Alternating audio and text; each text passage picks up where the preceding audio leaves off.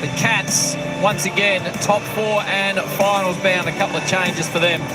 Nevitt and Buse comes into the side. And Gipkus, after so long out of the game, gets another opportunity. Trainer as well. And good luck to Camden McIntosh as he plays his final game. 2 premierships for the Tigers. A much-loved son, Jason Dunstall and Nathan Buckley, are beside me. Good afternoon to you, gentlemen, as we go out in the middle. Beautiful afternoon here at the G, Jason. It is a perfect winter's afternoon, bathed in sunshine. Tom Atkins wins the toss. They'll kick to the city end of the ground. It really surprised me when I drilled down on the Cats. 21 players have played every game. No team has had more players play every game, and they're so good at managing the loads on all the players. But they've got a really healthy list. Jed Buse gets in for just his 4th game of the year. Nevitt for game number 6. He'll start as a sub.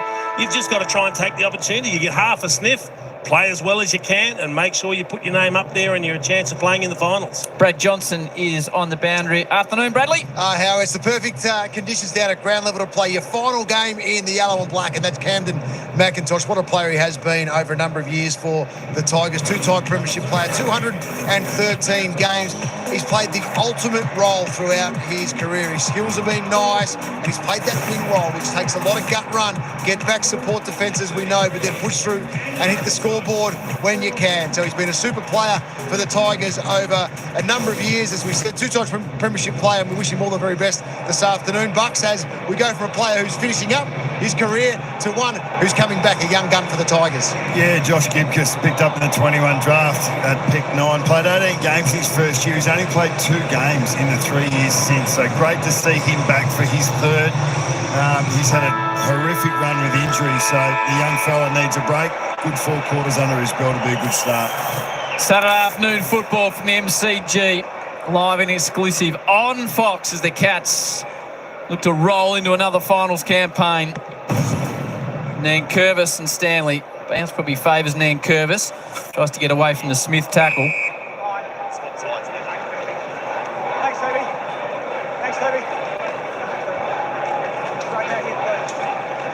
Looks like Miller's got the job early on Cameron. Holmes punches in that direction. A good start for Miller. Immediately spreads it wide out to the Shane Warne wing. Houghton.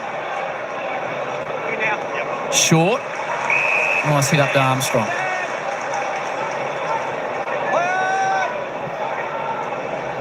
Plays on now. Little left foot sizzler inside. Gets out the back towards Rioli. Snaps towards goal. Needs the bounce. Not quite. Really good start when you're a centre-half back and you win your first contest to take an intercept mark. You can see what happens with offence when you get that sort of possession win. Richmond able to run it the full length of the ground. Tom Stewart copying a few boos, not concerned, just drives it right down the middle towards close. Now Dangerfield. Now to Stengel. Squeezes the ball forward. Cameron. He's got 5 metres on Broad and he'll line up for his first. I was watching Jeremy Cameron off ball. He faked the run to the goal square then to get Broad to commit to the length run, and then came back in time for Stengel's eyes to be drawn by his lead back towards him, and that's just elite forward craft. Didn't snag one last week. 79-32. Leading the Coleman by a considerable measure to get off to a perfect start. Brings it back, and Jezza is on the board early. What you want to see from a Geelong perspective, and also Jeremy Cameron, who went goalless last week up in Sydney. What we're also going to see, you mentioned Ben Miller had a great win on him first up, 1-on-1 took the intercept mark. There's going to be a lot of crossover, a lot of handover with defenders because Jeremy Cameron is a different style of play. He'll go up, he'll push deep, and he'll catch them out at different stages. Miller gets called up to that contest, so Broad has to switch over onto him, and he just finds a pocket of space. They look for him at every opportunity. A beautiful little chip kick. I thought Stengel was clever, and look at the dummy lead. He just had him looking both ways. Broad, and not much you can do in that situation. And you'd understand how important the early work is there. So you need to do your work and be ready to move into a pocket of space before the ball carrier's eyes lift. And that was what he was able to do on that occasion. Gee, footy fans, don't forget, 2022, Tom Stewart was involved in an incident with Dion Prestia. got 4 weeks and... They got long memories, the fans. Oh, my word, they do. So I reckon they'll boo him all day. Well, I think they've started. Well, they might only get a chance to see him live once a year, so this is their one chance. So that's it. Atkins, congratulations to that man off the rookie list from St Joseph's, and then Geelong VFL playing game 150. He's a tackling machine, he's Tom. Sean Madden with ball in hand there, starts as the highest forward and gets involved in every midfield stoppage for Geelong. He's been so damaging in the last couple of months. Prestia, well tackled. Smith's got him by an arm. The players are getting good at that tackle, aren't they? They lock the arm that they want to hit the ball with, and if you can get them off balance, then they can't throw it on the boot either. A real Surioli type operation when he started doing it. Stengel into a dangerous area. Close, clears the area. Cameron's already got one. Doesn't have the required distance. Good tackle by Dempsey. He's getting the feeling early, and he might have a few pings at goal today, Jeremy Cameron. He wasn't looking for a hand pass there. Young standing beside Dangerfield. Big job there. Squirts out the back to Bowes. Snaps it around the corner. Geelong with a couple of early ones. Was it touched off the boot? The third umpire was going to say that he thought it was touched. I believe it's touched. Campbell McIntosh didn't signal at all, right? No. Didn't say anything. He just started jogging back. You see the fingers. Review underway. I'm not sure he touched it. I think maybe what he heard was the fingers on the boot. Yeah, quite The possibly. ball was already gone. I think you might be right, Bucks. Because he just started jogging back. McIntosh, he didn't put the hand up as though he touched it. But we need definitive proof that it didn't touch to be able to be paid a goal because the call was touched. Honest Camden. We saw this with Hardwick last week. When Look, he's smiling. He knows he didn't touch it. Why don't we just take the player's word in that instance if it's that way? I don't know if taking the player's word is worked. No, if it's where the goal is awarded to the opposition, okay, there's no problem. Yeah. There's no problem. Yeah. Well, last week Hardwick realised that it had been touched off his own boot. Dylan Moore, was that Exactly. one? Yeah. Goal stood. Review complete. Looking at these angles, we see a gap between the ball and the left arm of the Richmond defender at all times. Decision on the scoreboard. I'll take that. Yep.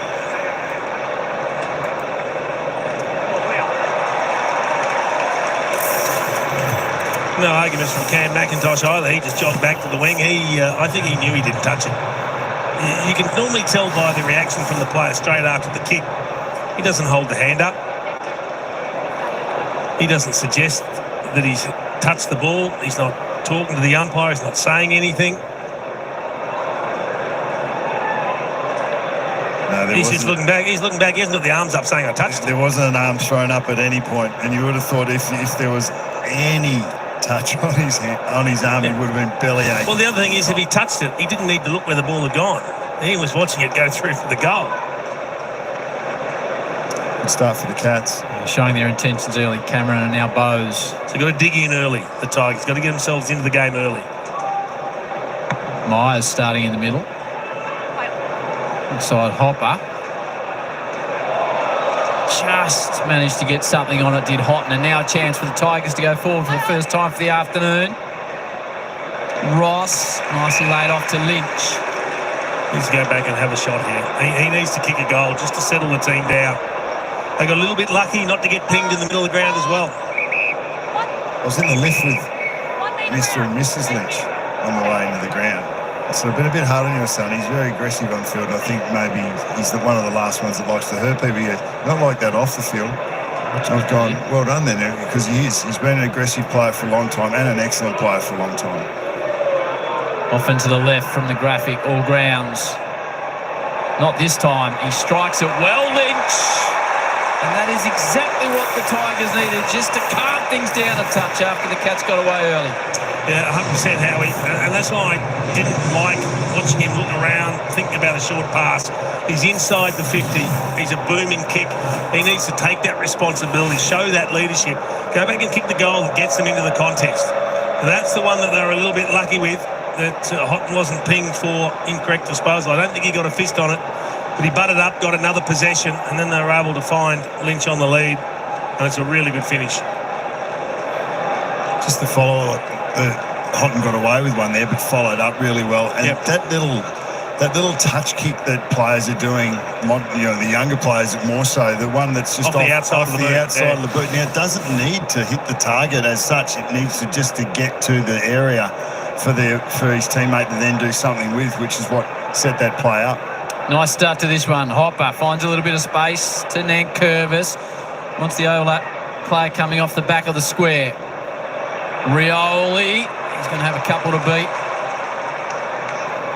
And the impressive Humphreys. Not his best effort by foot, but it'll work out okay. Geelong just massage it along the members' wing through the legs of Close. Back to Brown. He'll receive it back. Looks for McIntosh. Charges. Doesn't quite get it going his way. Might get another opportunity. Myers got one a touch high. Immediately gives it to Smith. They love it in his hand. It's an aggressive switch. They've got the numbers. Not being able to impact it was Tyler Sonzi. Good work in the middle of the ground. That is a heck of a tackle. It was Mansfield just tracked him and nailed him. Slips out the back. Myers and DeConey have got it covered. Need to see that tackle again at some stage. And the Cats are away through half back. Yeah.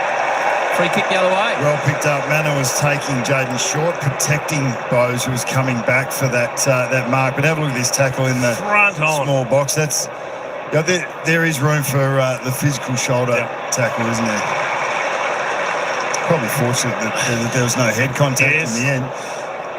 Good body work there from the Cats defenders. Lynch just pushed out of the contest. Appealed for the free kick. Here comes Rioli. And he sneaks up on them. It's a famous name, and we've seen it so many times. We do. I don't know where Jack Bose has been, but how do you not get worried when you know that Morris Roller's going to be steaming after you? But it's like you look back once and he's 10 metres away. Yeah. He's very sneaky. He can close that 10 metres down really quick. So. Back half of his year has been sensational. I think Rioli's work rate has gone through the roof and his pressures matched it. Absolutely, Jono. Taranto in a cat sandwich manner.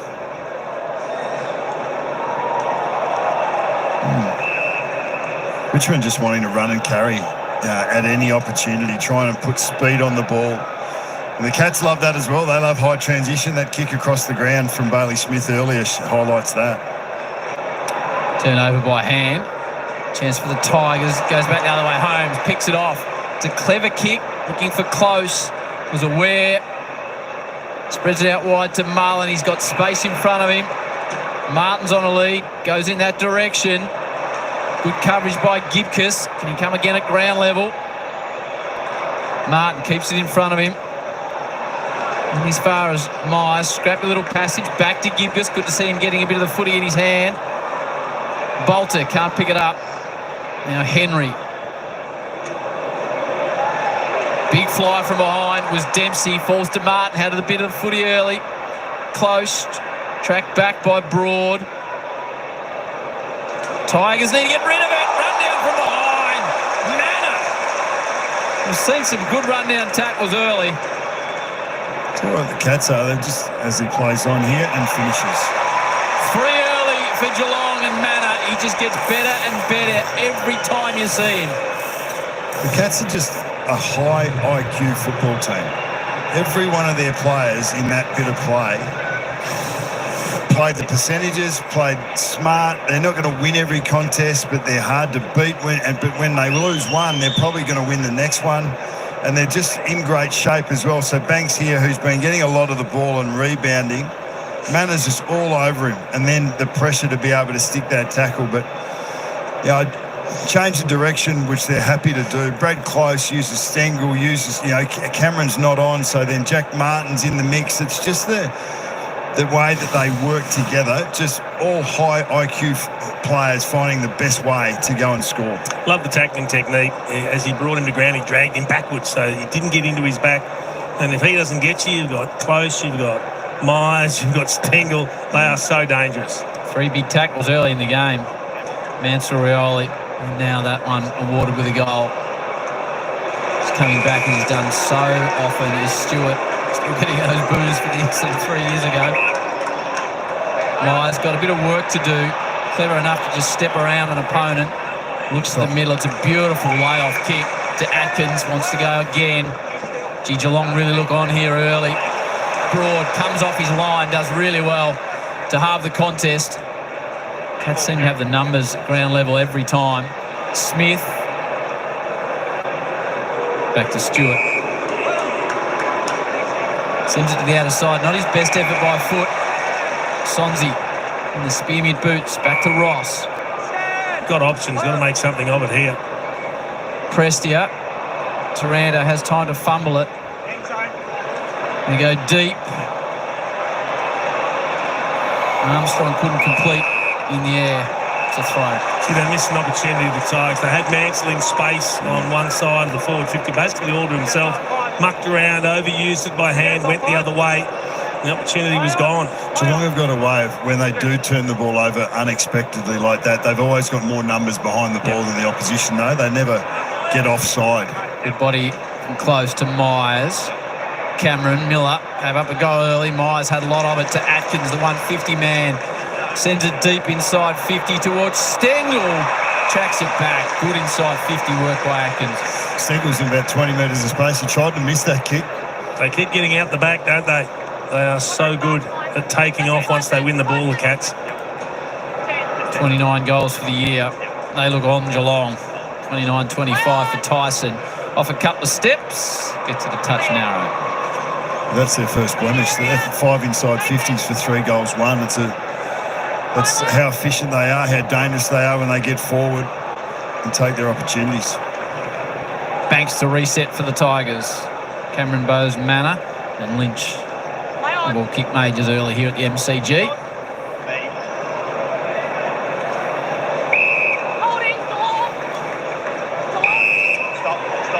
Kicked away the Cats for a hold off the ball. And it's against Bolter. They had a 2-on-1, coughed it up. Can't be doing that. DeConey sends it about 30 from home. Bowes with the flyer at the back. Martin's front and centre. Throws up an exploratory, hopeful kick and doesn't manage to kick a major. Here's the free. So you can see Bolter just holding the left arm of DeConey. It's going to be a free kick every time. It's frustrating. That's happening more and more. The umpires are on that more and more. You can't afford to. As much as you want to protect your teammate when he's coming back. Seen 2 of those free kicks against already, 1 each. Good transition from defence to centre wing for the Tigers. Trezise. Down the line ball. Working his opponent under it was Connor O'Sullivan. A block. Looked like he was trying to go back and compete for the footy. Interesting one. How good's this young man been? He's just filled the hole beautifully. It looks like he's going to do it for at least the next 10 years. Rising star right back in round 2. Only missed 1 game for the year. He's turned that one over. Just another tall, range intercepting Geelong defender, isn't he? Yep. That's a very high ball, which will help those intercepting defenders. They get in each other's way. Stewart and O'Sullivan clash at ground level. Now here's a chance for the Tigers. Exciting Campbell. She's ripped off him by Views. Manor goes in, grabs it, does a little spin. And hits Dempsey in the middle of the ground. Back to Martin. Really looks to be playing his best footy. Works out for Smith. Pokes it forward. Jetta! And Cameron will line up for his second. So there's players that want to run and carry the ball and are looking for handball to give and get. Bailey Smith wheels out. If he's got half a step, he wants to kick it. And his eyes are already looking for where those options are. And he'll be looking 30, 35 metres away as a short. But this one was really good to be able to spin out of this, find this target straight towards him in Cameron. The goal 81 for the season. Second for the afternoon, Cameron. Just across the face. Jack Martin's a luxury as you come into September after so many years with him. Injury. He looks lively for the Cats.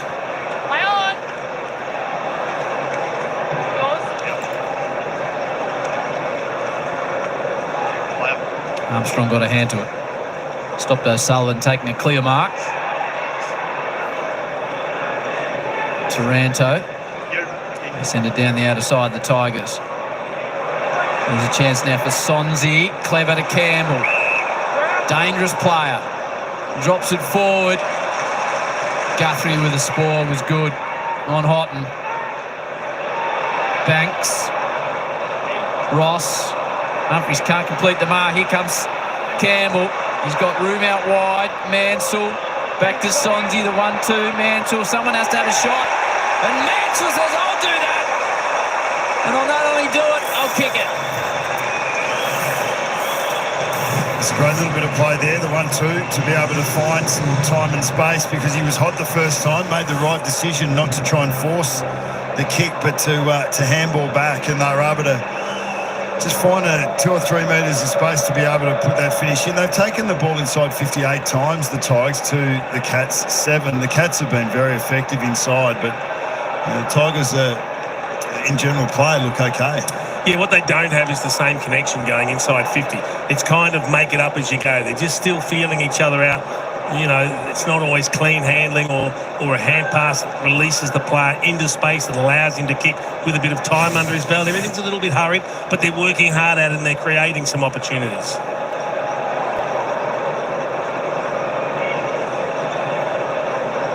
Taranto's had 6, Myers 7.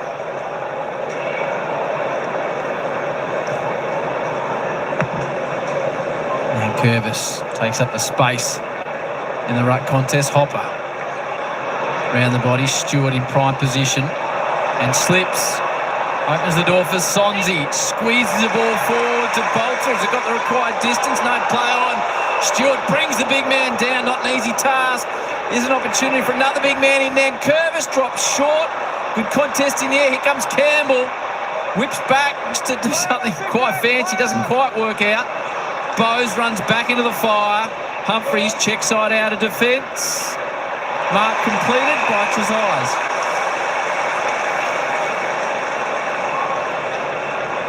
He disappointed Toby Nankervis. He found himself in space on the end of a good hand pass. Just a snap from 25.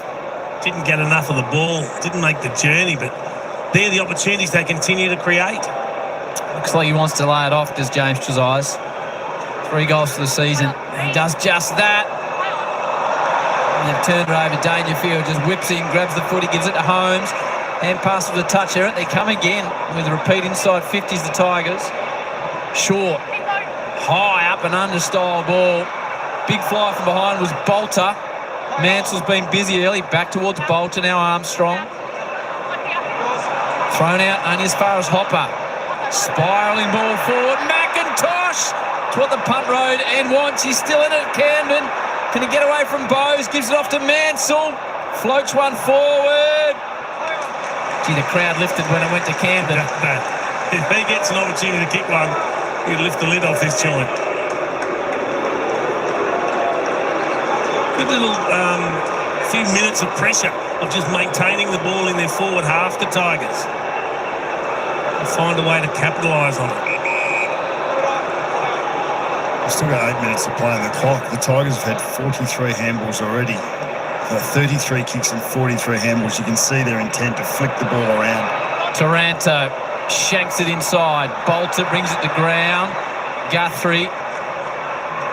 Gee, that's a good kick under pressure from Conor O'Sullivan. That's what they're going to get more of, though. That Taranto kick inside forward 50 has to at least to be advantage. He's too good a player just to bomb it in that way. Correct, John. 100% agree. Martin's going to have to stand underneath it and does well.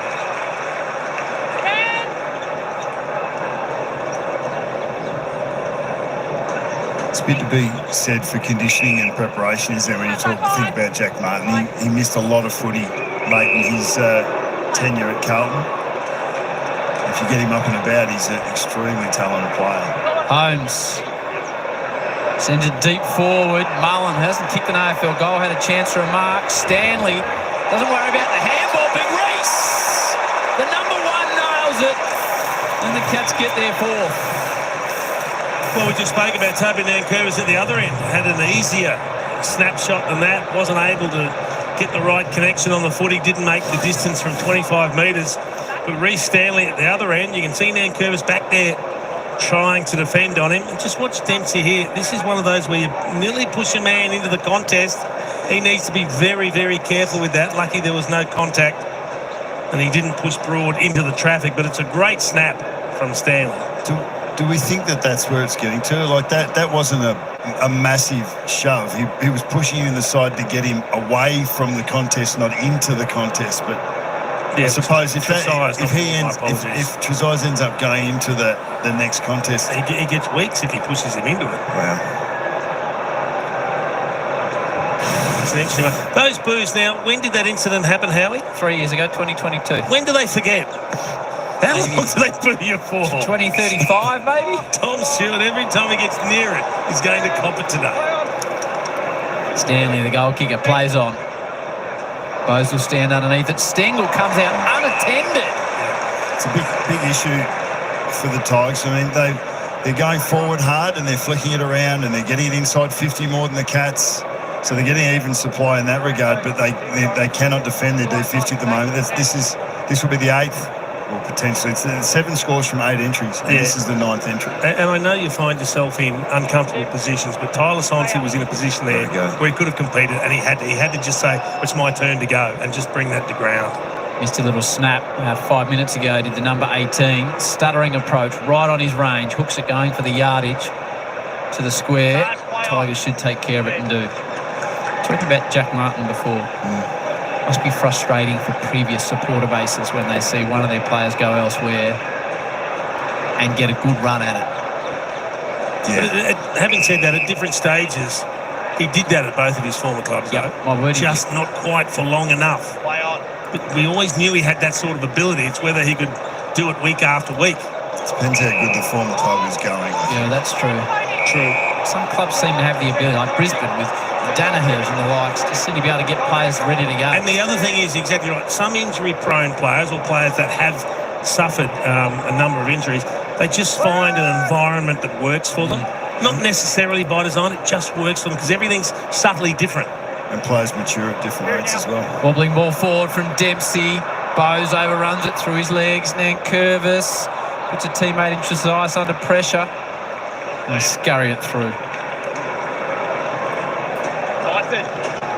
So the last two have been rushed. The 4-3 that Geelong kicked from their 8 entries initially, they were quite clean, and even the 3 points they kicked probably could have been goals. So the last 2 have been rushed scores, and that's a much better effort from the defensive mechanisms of Richmond in their D50. Young involved in the chain out of defence. Trezise takes a bit off the kick. Guthrie hasn't missed a game since the premiership. What a player he's become to Atkins. Stengel's looking for early contact. Blitzarves just floats across, another tall option. He won't want to have the shot, so he plays on the left. From behind, it's brought to ground by Mullen. A couple of opportunities, Mullen. Game 40, hasn't kicked a career goal yet. Maybe today's the day.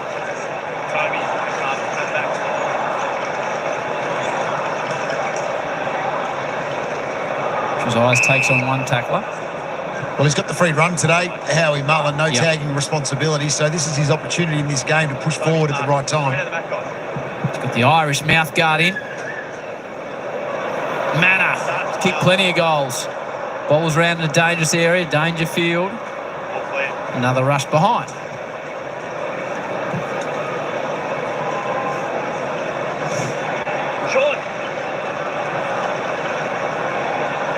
Just look at the players the Cats have added since their last sort of grand final attempts. Ollie Dempsey on the wing, Manor, who's been brilliant as that high forward, Humphries and O'Sullivan behind. It's they're introducing young talent all the time. And then they bring in blokes like Bailey Smith. Yeah. Jake Martin, as we were just talking about. Yeah, he had the option first up to give the quick hand pass, and now it's going to cost him 50.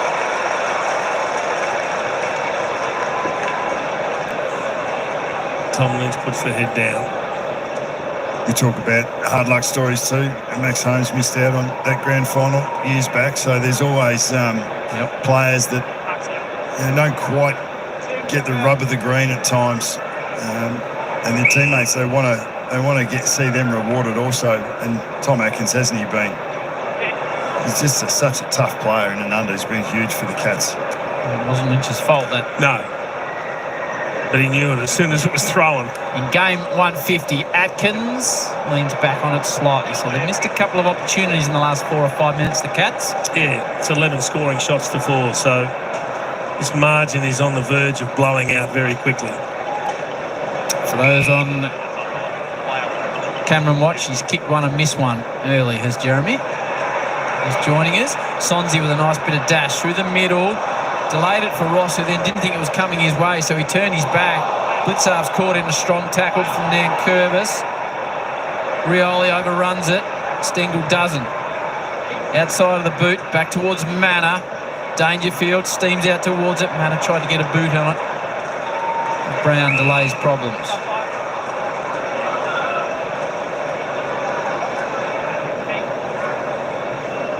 That last handball chain, that's when we talk about connection, knowing what your teammate's going to do, and at different stages they're just not reading each other, the space that A, the player with the ball wants him to run into, or B, the player waiting to receive doesn't know when he's going to be given the ball. That's what happened with Ross, wasn't it? He turned his back. Yep. Switch on towards the members. Gee, that's a good kick. Beautiful kick to Prestia. Works out now to Taranto, has to go back a touch. Prestia again in the chain. Hopper. Here's the important ball. Blitzarves just comes in, gets a smother on it. Hopper will get another opportunity. Out to Brown. Looks to the pocket. Towards Mansell, who's kicked one early. Guthrie swoops in as to Stewart. It's not going to please them, but it's a tough matchup to be kicking to. Mansell on the lead against Stewart. He's going to beat him in the air. Cameron to Myers. Gee, that was a clever hand pass. Looked like he was dead, and somehow knew Cameron was there and flicked it out to him. His handball's at right angles as well. My word, he does. Now a chance for the hard-running Dempsey from the pocket. Brings it with absolute skill. What a year he's having, this young man. From a tight angle, drills the Cats fifth. I will say there are a couple of options queuing up in the middle. He did not give them a single glance. He was just setting sail. So this is the high contact that the fans didn't like, but that's there. Got a clip on the head. Can't be doing that. But then as soon as he gets this, He's very deliberate. Ollie Dempsey, Very deliberate. he's got blinkers on. He sets sail for goal. It's a beautiful finish. I reckon he'll say he had a look. I reckon he had a look. Well, Just a little glance. You look to the left of the screen and you'll see options. He had a quick look, but then that was very deliberate finish. Just on Tom Atkins, he's had 2 tackles. I know I was talking to Jono before the game. Jono, what's Tommy Atkins need to do for the record today? Yeah, he now sits on 198. The record all-time is Scott Selwood, 202 in a year. Matty Rouse sits at 192 with 1 game to go as well for the Gold Coast Suns. He's responsible, Tom Atkins, for about 1 in 7 tackles for the Cats. It's a fair effort. We knew they had the outside run in Smith and Holmes. We were always worried, okay, so Dangerfield goes forward. Who's going to be the grunt player for us?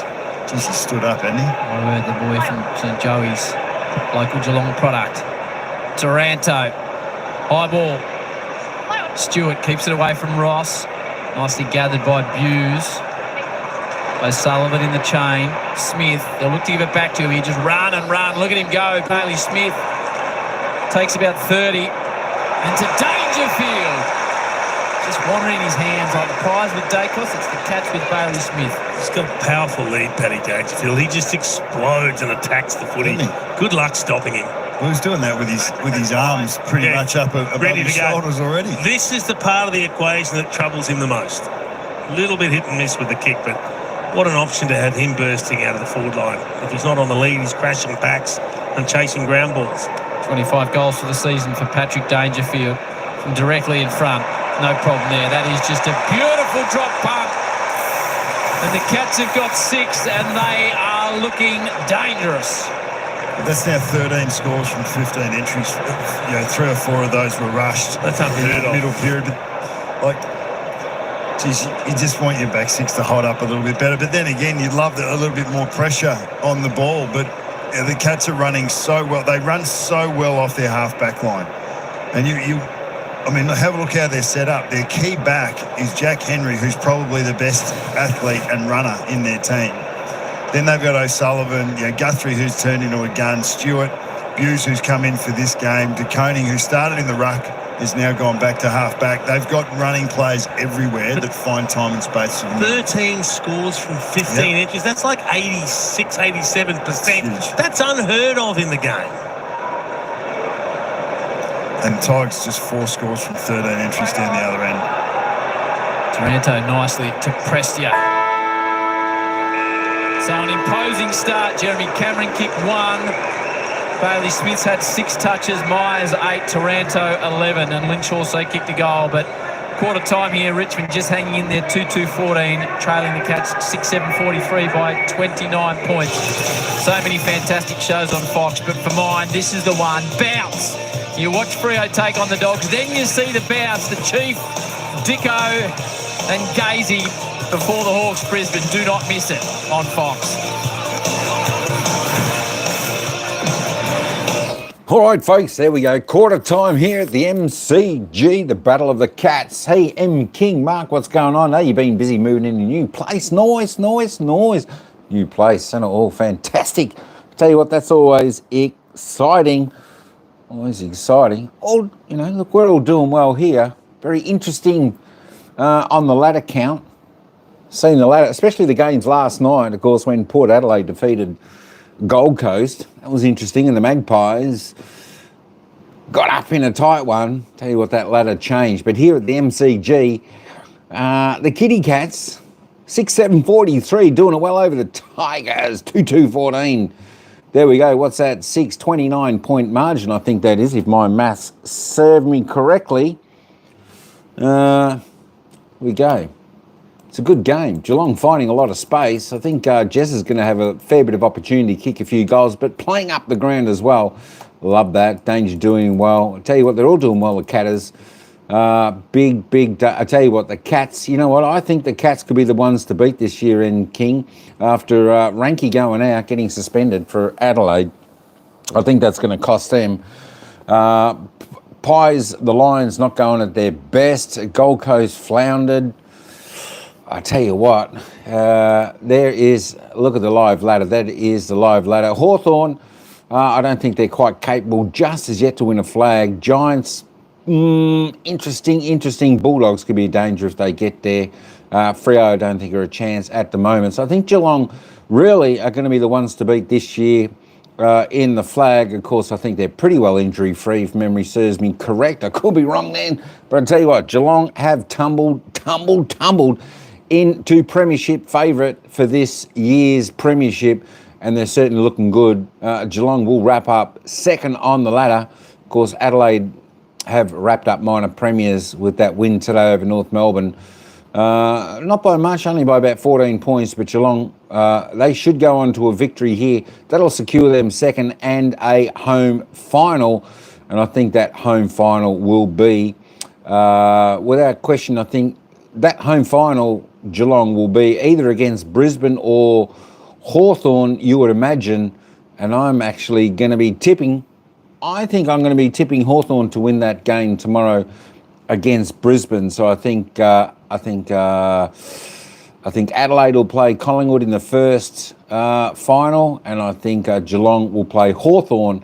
That should be a couple of barnstorming games there. Just having a look at the goal scorers so far in the match: Reece Stanley, Sean Manor, Oliver Dempsey, Paddy Dangerfield, Jezza Cameron, Jack Bowes have singles for the Putty Cats, and of course Ryan Mansell, Tom Lynch for the Tigers, disposal getters. There we go. Tim Taranto leads the way out there for the Tigers on 11, 4 kicks, 7 handballs. Sonsei on 8 with Jaden Short. Best for the Kitty Cats, of course, is Graham Myers having a stellar year on 8. Tom Stewart next best on 7 for the Cats. We'll just roll down there a little bit. The Dempster strikes again. There we go. All right, we'll just keep rolling down there. Just in case if you want to have a little bit of a glance at your player stats there, folks. Have a little bit of a glance there. What are we? Sam DeConing just on the 4 kicks. Paddy Dangerfield just the 3 disposals, 1 kick, 1 goal. Beautiful lead up on the ball for his goal. Couple of handballs there for the Danger. Of course, Noah Bolter on 3 possessions or handballs. There we go. Blixar's just on the 2. Morris Rioli needs to get into the game for the Tigers. Tom Lynch, 1 disposal, 1 kick, 1 goal. So that is okay. Hey, let's just have a quick look. I just want to have a look at the disposal count. There we go. So interesting disposal count. It is actually the Tigers. They're plus 18 on disposals overall. 13 to 15 inside 50s, plus 2 to the Cats. But gee whiz, when the Cats go, look at the 15 inside 50 for the Cats, 13 scoring shots. 13 scoring shots, 4 scoring shots for the 13 inside. Just have a look at that efficiency inside 50. Yeah, look, that's a rare sight. 80% efficiency inside 50. That is pretty well unheard of. But the free kicks, of course, the umpires certainly liking Geelong today. 10 free kicks to 2 in the opening term. Wow, wee. I just want to go down and have a look at the tackle count and quickly have a look. I tell you what, it's a good contested game. Richmond contesting the ball well. They're a good team, Richmond. And I think, as I keep saying, I just want to roll down. Sorry if that's a little bit quick. Just want to have a look at the tackle count. There we go. Tackle count 10 to 19. Cats putting on a bit more pressure. 20, 40, 60, 80, going above season average. Tigers need to lift their pressure a little bit. Although, Tigers are always trying. They're always trying 100%, the Tigers. 6 tackles inside 50 to the Cats, so and none yet to the Tigers. But let me just bring that back there. We'll be back down to the ground in just a minute. Yeah, I really do. As I've said all season long, I do like Richmond. I think they're a force to be reckoned with in a season or two time. But it's the Cats here at the moment by 29 points. Let's head back down to the action for the second quarter. Here we go. Kick the opener of the match. Lynch and Mansell have hit the board for the Tigers. Prestia. Slick hands gets away from Taranto. Manor. Now Holmes, dangerous with his running power. Goes inside to Stengel. Had a couple of opportunities, and that's his third miss. Just at quarter time, we saw Brian Myers just go down to be assessed by the doctor for a head knock. He is going through the testing protocols at the moment. It was just when he handballed to Jeremy Cameron on the wing, he was sort of gang tackled by a couple of Tigers. Review underway.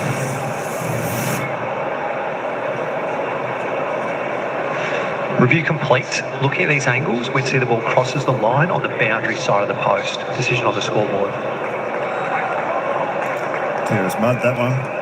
One thing that I was watching Chris Scott at the quarter-time break, went straight to Ocean Mullen, just gave him the nod.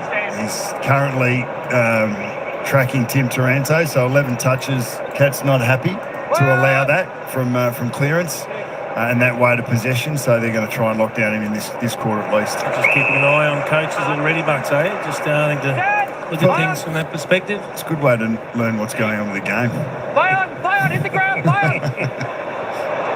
Sonsy's got an issue. But I think that's the other thing is, we spoke about Mullen, how he get freed up in the first quarter. You probably need to keep him practicing being off a player, but then being able to lock down on him. High ball from Dempsey. Well done by Young, coming across and intercepting. One thing that we saw with Richmond coming in to the season, when you're looking at their lists, how young their keys are, both in front and behind the ball. So they've actually held up okay with that youth in those important roles. And the good thing is they have a lot of them, like at least 3 at each end. And so you just pick the ones that are in the best form, the ones that are developing quickest. Bose, Scott Bailey-Smith. Look for Cameron, shrugs the tackle. From a tight angle, Jeremy Cameron. They had that massive draft call last year, didn't they, the Tigers? Another shot for Jezza. He's threatening. Hasn't quite zeroed in on the target yet, but he's every chance of getting amongst them today.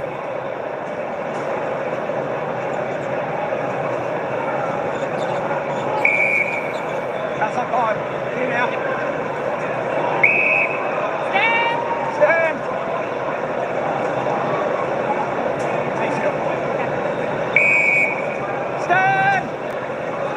Got the corridor pretty well blocked off the Cats, making it very difficult for the Tigers. Eventually they get what they want. That's the long kick up the line. Cats are one of the few clubs that are sticking with this zone defence as well. A lot of clubs going closer to man on man. but they're back their efficiency and their ability to be able to control dangerous position. You mentioned with Brad earlier on, Brian Myers just having the HIA check. So that incident with Camden McIntosh. Just the arm might catch him on the chin, does it? Across the face. It's a nasty one. Hope he's okay. Just making his way back up onto the ground at the moment, taking some water, and we'll just wait to see whether he takes a seat in the front or the back row. Mr. Brad Johnson, and Curvis takes on Smith, works out to Campbell. He of the backflip, forward hand pass to Ross. Got a couple of cats to deal with. Slings him into the ground. He had free arms though. But that's again another example of hand passes that just kept putting the receiver under pressure. They just can't quite hit the target or make the right decision that releases a player into space. Wide ball. Across the line. Nathan, just explain what you're saying about the Cats' defensive approach maybe compared to the rest of the comp. Yeah, well, there's been a trend in the back half of this year in particular where sides will go closer to man-on-man to try and stop chains of uncontested marks. The Cats seem to be able to balance in a zone defence. There's still reference to man, but defending space a little bit more than most sides are at the moment. It's more efficient to be able to do that way. And they love transition, so they don't mind sides being able to sort of kick long or being able to move the ball because they can bounce off that. Talking about bounce, Holmes takes one, takes the second one. Just running power personified. Closes in good position. Did cleverly to get to the front of Brown, who did better at ground level. Spits it out wide. Mansell gets away from Dempsey. He's got support. Dempsey gets an important hand on it. It's a low worm burner, and it lands on the chest of Jeremy Cameron. He's a little bit happy with himself too, as he should be. That was a brilliant bit of defensive play to be able to win a contest where you're 1v2 and they've got the ball in open space, as Dempsey did here. Was brilliant play.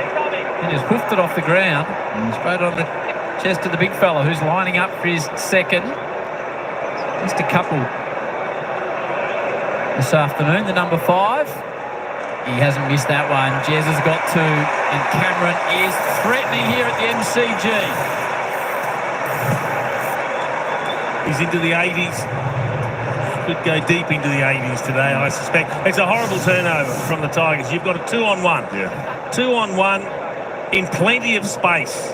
And you can't separate enough to find a hand pass. That's a horrible mix-up, unfortunately, for the Tigers. It looked like they'd done enough to mop things up, and they had an opportunity to turn defence into attack, but just not clean enough with the footy. I think he meant that. Dempsey off the ground to Cameron? Directly to Cameron? Yeah. No, I don't think he did. But, geez, Jezza was ready for it. I heard he was. Brian Myers is good to go for the Cats as well. He just has to wait the full 20 minutes as part of the assessment, so he's got 5 minutes to go before he can re-enter the ground. Trainer and Nevitt are the 2 subs. So Taranto had 11 at quarter time, and you said they've put Mullen on him. He's still on 11. Jensen to go forward. Just got that Yep. clearance there. Henry mops up, sends it out wide.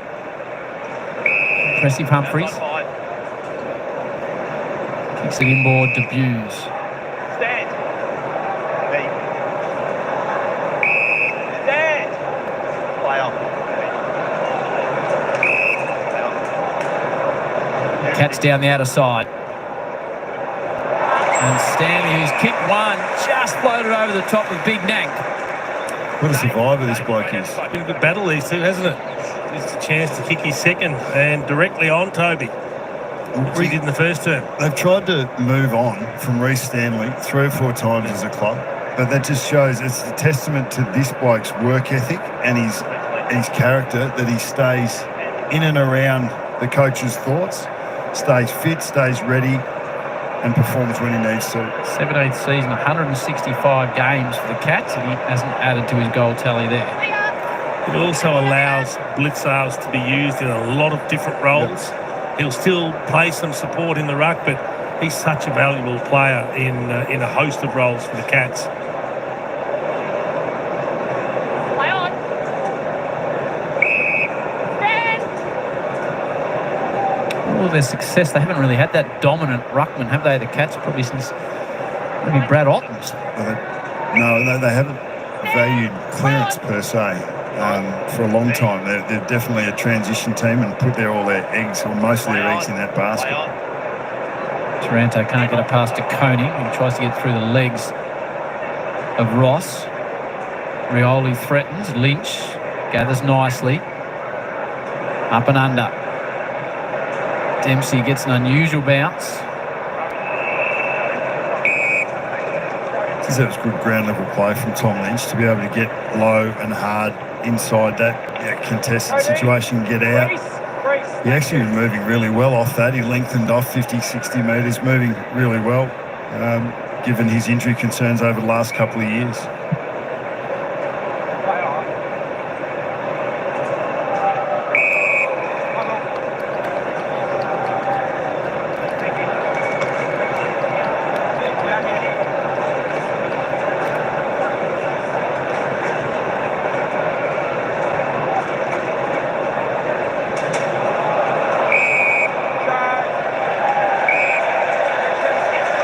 Smith going the way of Rioli. A dangerous kick.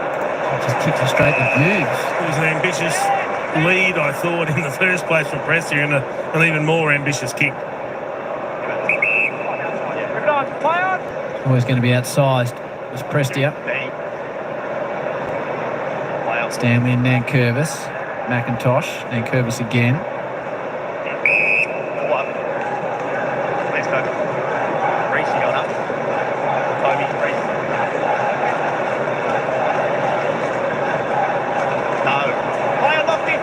Off the ground towards Mansell.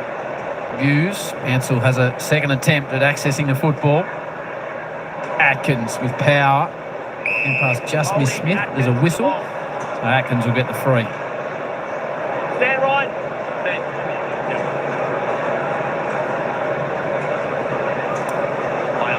End zone.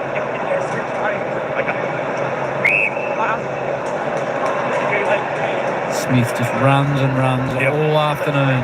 Let him. Lays it forward towards Cameron, who got a big shove in the back and he'll get the free. You can't disguise that one, surely. Just think about that transition, how easy it was. When offense should be easy. Just find the next easy target. When you've got hard-working receivers, well, then you're going to be able to do what Geelong do, but they're just so organised, so efficient. It was funny as Jeremy Cameron went back. Paddy Dangerfield went on a really searching lead, then just headed straight to the bench. He said, well, I gave him all. He's going to have a shot. I'll go and have a spell. Not quite for Jeremy Cameron. He could have 5 easily in the bag already. And when they switched it down back, though, the kick went to Koning over the other side. Bailey Smith was standing next to Tom Lynch, and he just took off. And he knew that he had Tom Lynch beaten. So as soon as he gets there, he can have 2 and 3 bounces, run down the wing, and then pick and choose where he wants to go inside 50. And he was running about 85%. Correct. Just cruising, wasn't he? Prestia from centre half back. A little hole. Rioli was nice. And Sonzi. Lynch is back deep with DeConing. Elects to go for the pocket. And it's a good choice as well. And while that passage was unfolding, Brian Myers has made his way back onto the ground for the Cats. Good news, Jono. Very good news to see Brian Myers back in action. So they hit a target inside 50, and now it's up to Harry Armstrong to make something of it. Just their second mark inside 50. Cats have had 8. Plays on. Doesn't quite get enough purchase on the footy, and there's no Tiger there at the full. That's an extraordinarily long way out from goal to be kicking around the corner. And of all people, it's Jeremy Cameron marking it full back. Got a taste for the ball today, Hadley. I think he wants a bit of it. He's had 9 disposals. He's kicked 2 goals, 3 already.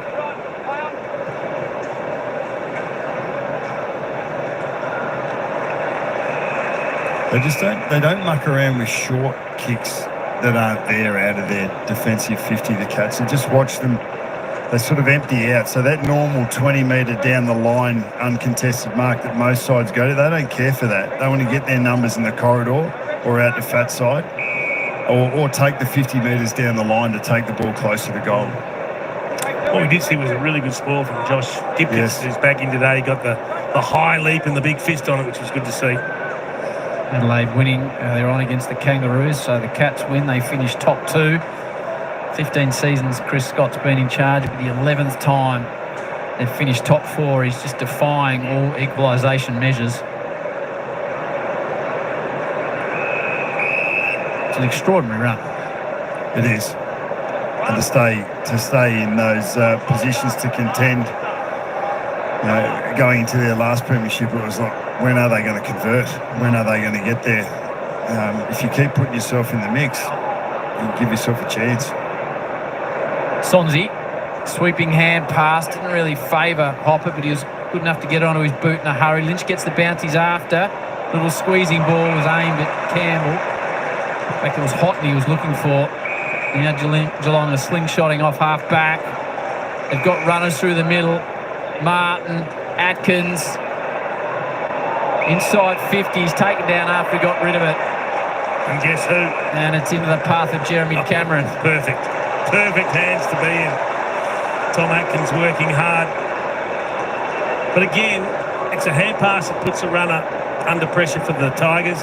Then a missed kick inside 50 from Tom Lynch that just misses the target. They're close, but they're just not connecting. And then you get hurt on the rebound by a quality side like Geelong. So Shannon Neal out suspended for a week. Cameron's getting plenty of opportunities. He's kicked 2 goals, 3. Cameron, he's got 3. And building. All from the same angle. The one from the first quarter was that exact angle, and the 2 this quarter from the same place. He's in his sweet spot there, but the other side not so much today. But they're going to get plenty of supply. That's 18 scores from 23 inside 50s, and if the rate continues, as you said, it's world record pace, Jace. He's up to 82 now, so 18 short of 100. Just had a couple of weeks go by. We kicked just behind last week and 4-5 the week before, when it could have been 8. It's goal tally. They're just going to keep changing the number. I like it. That's preparation, isn't it? Community service. Oh, I like it. Could be something very special happening in the finals, which would just be a nice little side story on a big day, won't it? Potentially a grand final. Happy with that, but I need to hit the record book. Someone will know whether someone's kicked their 100th on grand final day. Do you ever bring it up on grand final day? You were normally on about 130 by then, Jason, to be fair. Question for you, Bucks, and a really valid one, I think. Would the AFL, or do you think the AFL should try and stop a ground invasion for 100 goals in a grand final?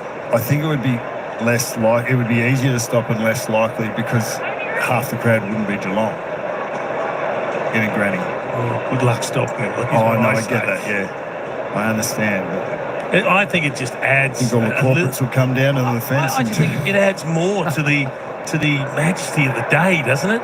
Imagine throwing that into the mix, a delay for 5 minutes while they clear the ground. Unless it's a Peter Hall style scenario, holding the ball when it just affects the flow of the game, and the Socceroos go down to a run.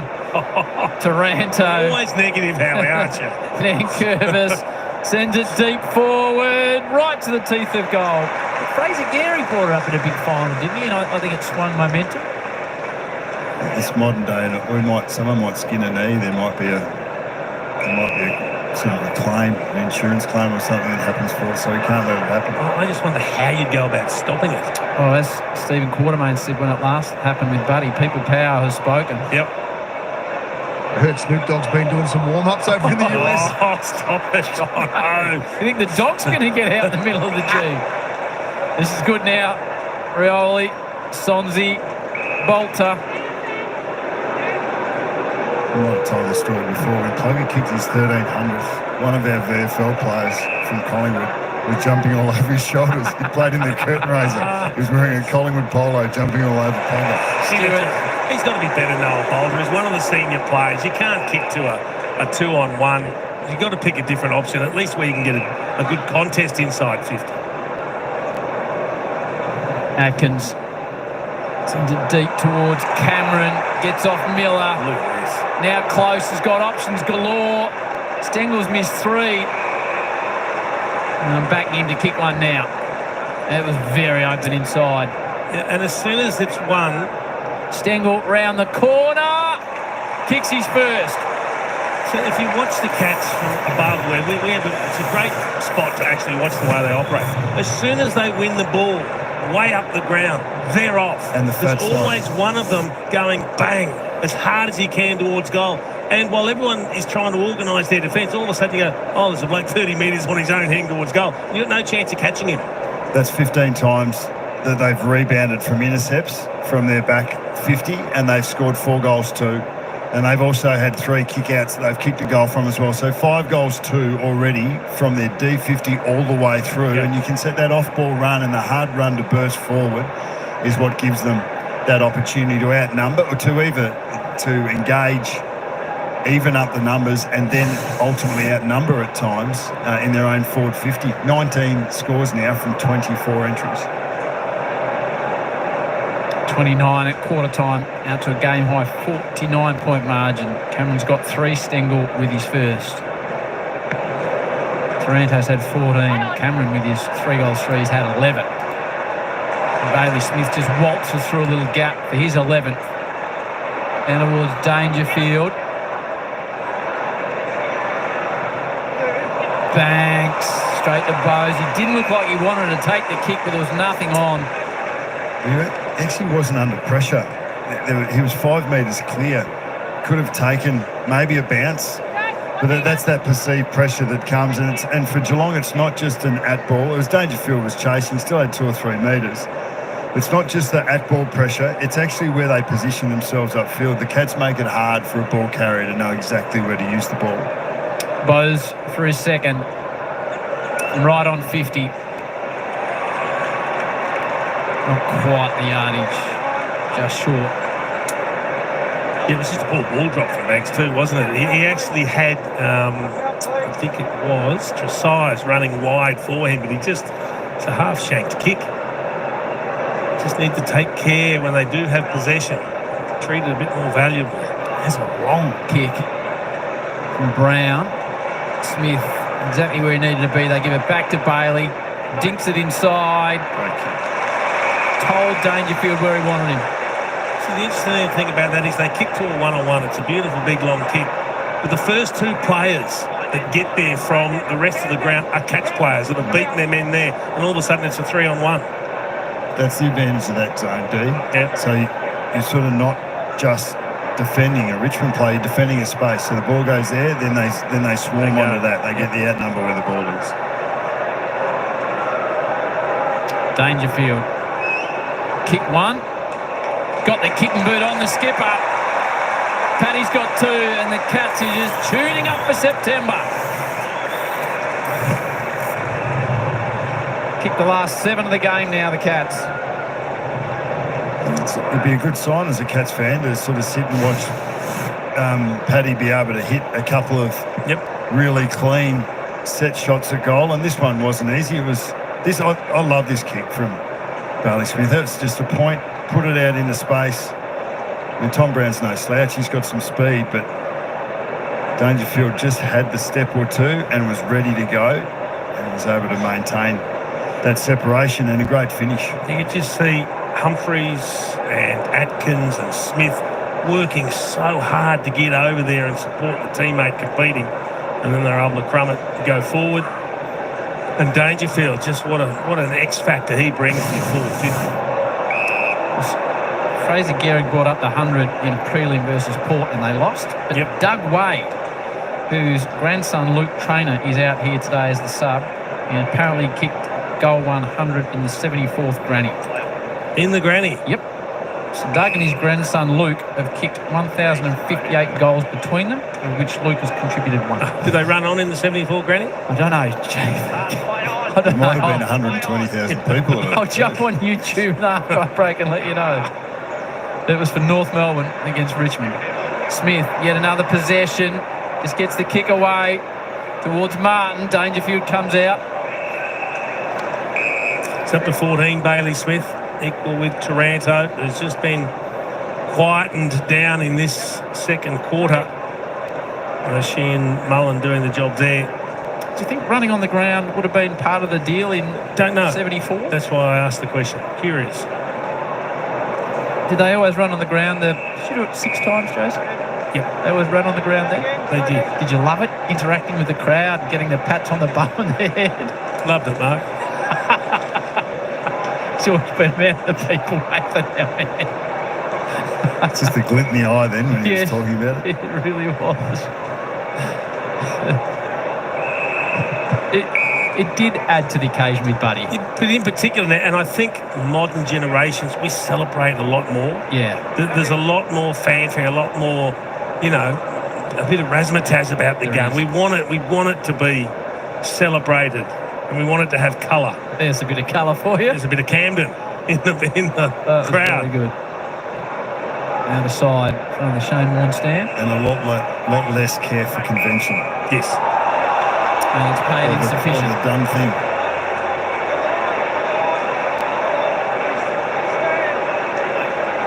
How is the question? Another one for Smith. 15.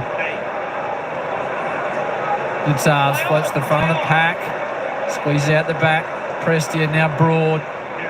Three-time premiership player. Campbell, he's exciting. He's got a man ahead of the ball. Good tackle, though. Hung on, did O'Sullivan. Bolter sweeps back to Broad. Runs out of room. It'll be tough for Campbell. Henry. Let's talk about, I think it's the Sandful where its last kick is out of bounds. Yep. It reduced the confusion and annoyance in the crowd, yeah. It's only in between the arcs, is it? Isn't it? Yes. Okay. Yes. So when it's not in between the arcs, when it's inside 50, is it paid insufficient? As it is at the moment, Right, okay. I presume. You think it's a rule we need in the AFL or not? Smith I think we've pretty much already got it. Yeah. Campbell bursts on, noted goal kicker, this time just slides across Stewart, because there is a discussion about whether it should potentially come in. Yeah, I think one of Swanee's first interviews, I think you mentioned it. Yep. Wouldn't have a problem with it? Oh, look, I think anything that speeds the game up, but at the same time,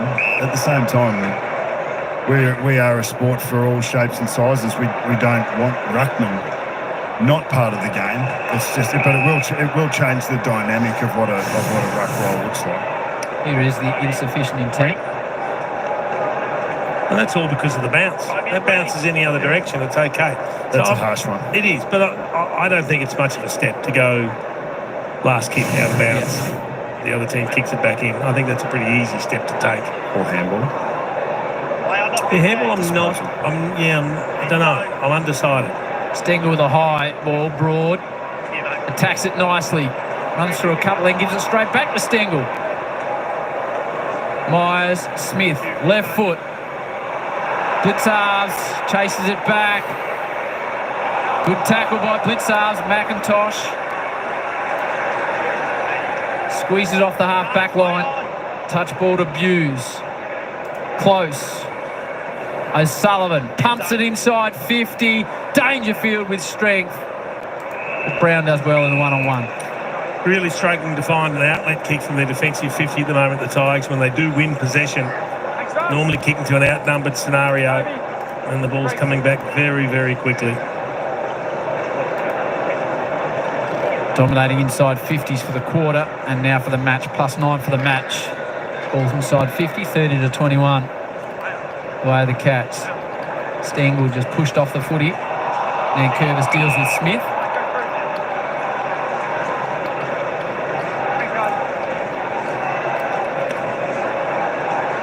So 16 disposals, Bailey Smith, 8 inside 50s, a couple of clearances.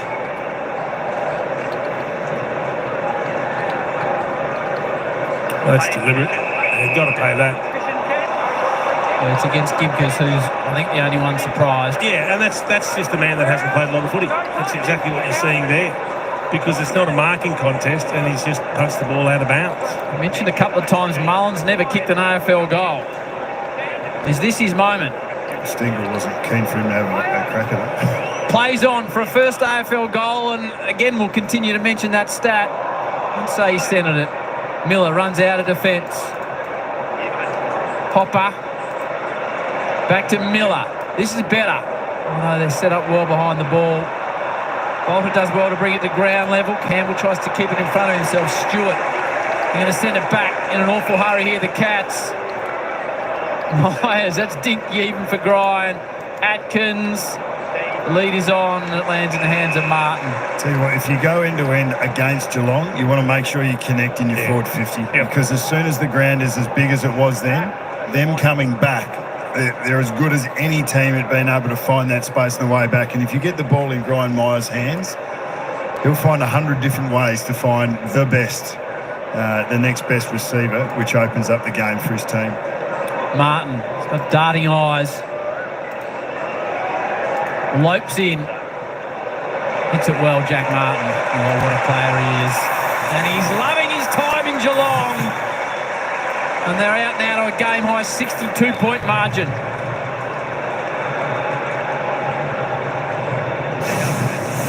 Well, this is Gibcus, the ball's up in the air. And he's just switched into defence mode. Let's get it out of bounds. Cannot do that. There's been a little bit of him sort of finding the pace of the game again, which is absolutely understandable. Correct. And the last time he played, he might have gotten away with that. Yes. It's changed pretty quick. It has. So I'm being told a bit more about the grand final. Yes, 74. Yep. So the first time apparently the crowd ran on after 100 was Doug Wade in 1969. However, a couple others have done it on grand final day. 1940, Jackie Titus snagged his 100th on grand final day, and 1949 in his debut season, John Coleman did as well. Did they run on then? Oh, no, I said the first time was You Doug said Wade. your first. I don't know. I'll have to go back and look at the tape. 74 initially, now you're telling us 69. No, that wasn't in the grand final. That was the first time someone ran on the ground after 100 goals. Oh, really? I'll go back and have a look at the tape of John Coleman and see what we've got. Get back to us. We're flying up to Brisbane tomorrow. I want you to let me know. All right, I'll let you know. Play on. Houghton, bright pink boots. It's a horrible thing. Bailey Smith. They're doing so many things right, and then they just can't finish off with the skill execution. So when we're on the way up to Brisbane tomorrow, will we be having a chat, or will you have your head down working on presentations? I'll be having a look as much as I can at the Hawks in Brisbane and who I think might win the midfield and where the game might be won or lost. Okay. It's a 62-point lead to the Cats.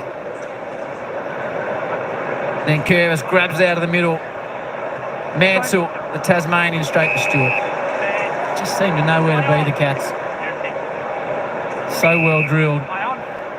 Stanley kicked under pressure in the end. Young pokes it back over the top of Campbell. Stewart got the fist on Armstrong. Mullen holds on to Taranto for a long time. Manner's got one arm of Hopper. Trezise. Prestia straight to Atkins. Buse, little pirouette. And they get out of trouble as they so often do, the Cats. Got a lot of work to do with their disposal of the Tigers. That Tyler Young kick, middle of the ground. He had 3 or 4 loose players. Missed them all, kicked to a contest. High entry towards Cameron. Did well to get 2 hands on it. Stripped of the footy, Brown. Cameron's on the ground. Stengel. Not quite his day. We'll be dirty with that. You would have thought. He could have a bag already, Tyson Stengel. Received a bit of advice from the crowd that he didn't appreciate their Stengel. And he's still talking to the crowd. At half-time here at the MCG, it was the Cats by 29 at quarter-time. Half-time they lead it convincingly, 11-12, 78 to 2-3, 15 by 63 points. Jeremy Cameron has kicked 3 tomorrow, Sunday, on Fox. You do not want to miss this.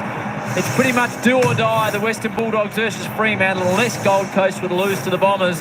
And then tomorrow night, Nathan Buckley will be there alongside Matt Hill and John O'Brien. It's the Hawks taking on the Lions. Top 4 up for grabs.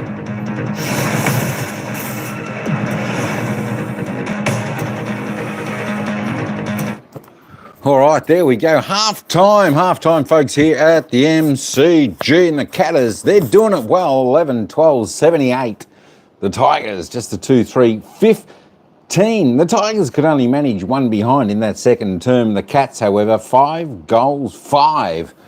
There we go. I tell you what, it's party time out there for the Cats today. They're doing it well. They're cruise mode.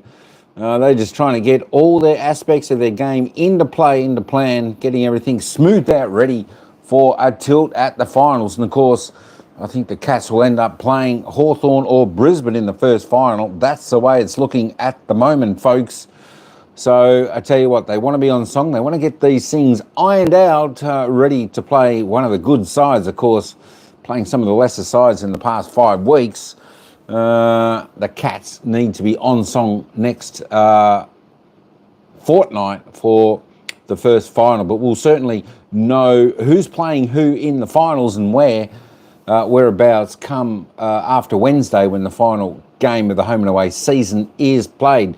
Tell you what, the Cats are looking good. They're looking strong. They're looking fit. The players are looking sharp, and you just never know. Jezza might end up with 100 in the grand final, just like they're saying. M. King, wouldn't that be just fantastic? There we go. Let's just pop on over while we're waiting for the commentators to come back, and they'll give us a little bit of analysis. Jezza Cameron, he leads the way. 3 goals, 3 there for the Cats, and the leading goal scorer out on the ground. So I'll tell you what, he could have just about had 6, couldn't he? 3 goals, 3 though for Jezza. Paddy Dangerfield looking sharp, the old boy. He's got a couple. They're the only multiples out there on the ground up until half time. Tyson Stengel, Stanley, Jack Martin, Manor.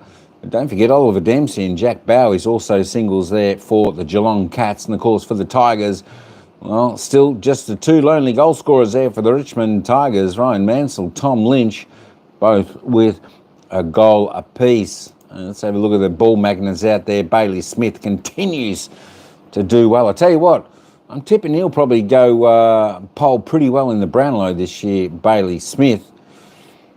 I think he'll get a few votes. 18 out on the ground, 12 kicks, 6 handballs, 2 marks, a couple tackles, and 2 clearances. Just need a couple of goals. Love to see him do a big long run, slam it through from 50. That'd be good for Mr. Headband Bailey Smith. There we go. Tim Turano, Jacob Hochbar, next best out on the ground. Both for the Tigers with 16 apiece. Dion Prestia, 15. Sonsei, 14. Graham Myers, 14. Next best out there for the Cats. As you can see, the Cats love to share the ball around. There we go. So most of the top possession getters out on the ground are for the Richmond Tigers out there this afternoon. Tom Stewart on 13. Maxie Holmes normally is up at the top of the leaderboard. He's just down there on 13 today, so he's just letting his teammates do the work a little bit, which is good. He's always doing the work for them. Toby Nankervis, the big man for the Tigers, 12 touches so far up until half time, 4 kicks, 8 handballs. He's had 5 tackles, 12 hitouts, 2 clearances. Funny how the ruckmen tend to have more tackles than some of the other players out on the ground. There we go. Jez, as I said, he's at 11, 9 kicks, 3 goals, 3 there so far. We'll come back and have a look a little bit more of the player stats, team stats in just a moment. We'll just head back down to the commentators. They'll give us their thoughts on the opening half.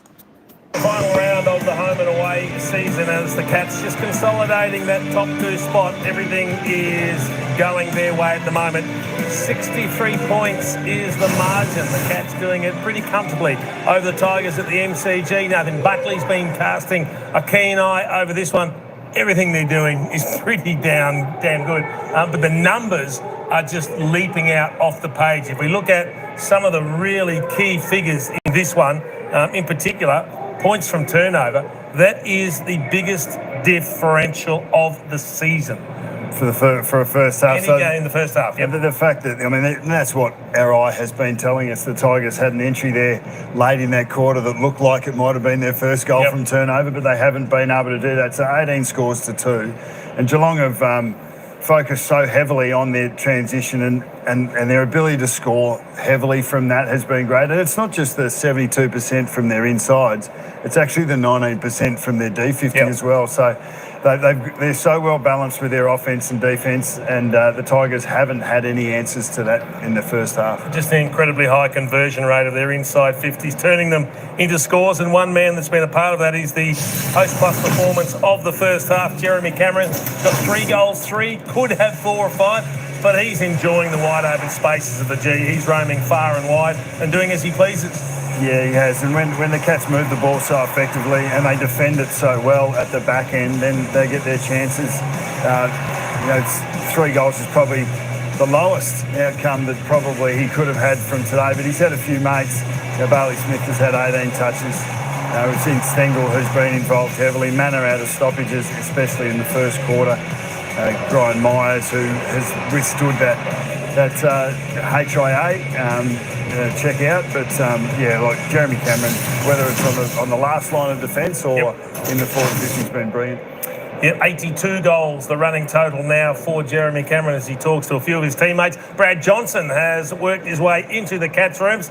Jono, Bailey Smith has been involved in just about everything today as well. He has been sensational, Jason, in that first half. I feel like it'll be a little bit quieter with the players in their line meetings at the moment, having a chat with each other, but he has been super with 18 disposals in that first half of footy, and it's been more his inside 50 ball that I think has really impressed this afternoon. Big day at the MCG, great conditions out there, and he's really thrived in these conditions. A big second quarter as well. But what he's been able to do to lace out his teammates going inside forward 50 has been brilliant. He's laced Danger out twice, which his eyes light up. That was the first one of the game to Jeremy Cameron to allow him to kick his first of the afternoon. And it's the overlap run. It's the give and then go again. He's very difficult to stop in this scenario, along with Max Holmes, and they're a great partnership at the moment. That's brilliant inside 50 to Danger, and this is another one here as well. Just pops into space, allows Danger to run onto it. So different types of kicks from Bailey Smith, but he's really impressed with 18 disposals. Oh, whispering Brad Johnson down in the Cats rooms. I love it. Kath and the team ready with all the latest news from round 24 on the other side of the break. And don't forget a couple of big games tomorrow, the Bulldogs and the Doggers. We'll squeeze in an episode of Bounce in between. Then it's the Hawks and the Lions. And when the footy is done, the boys from First Crack will kick into action.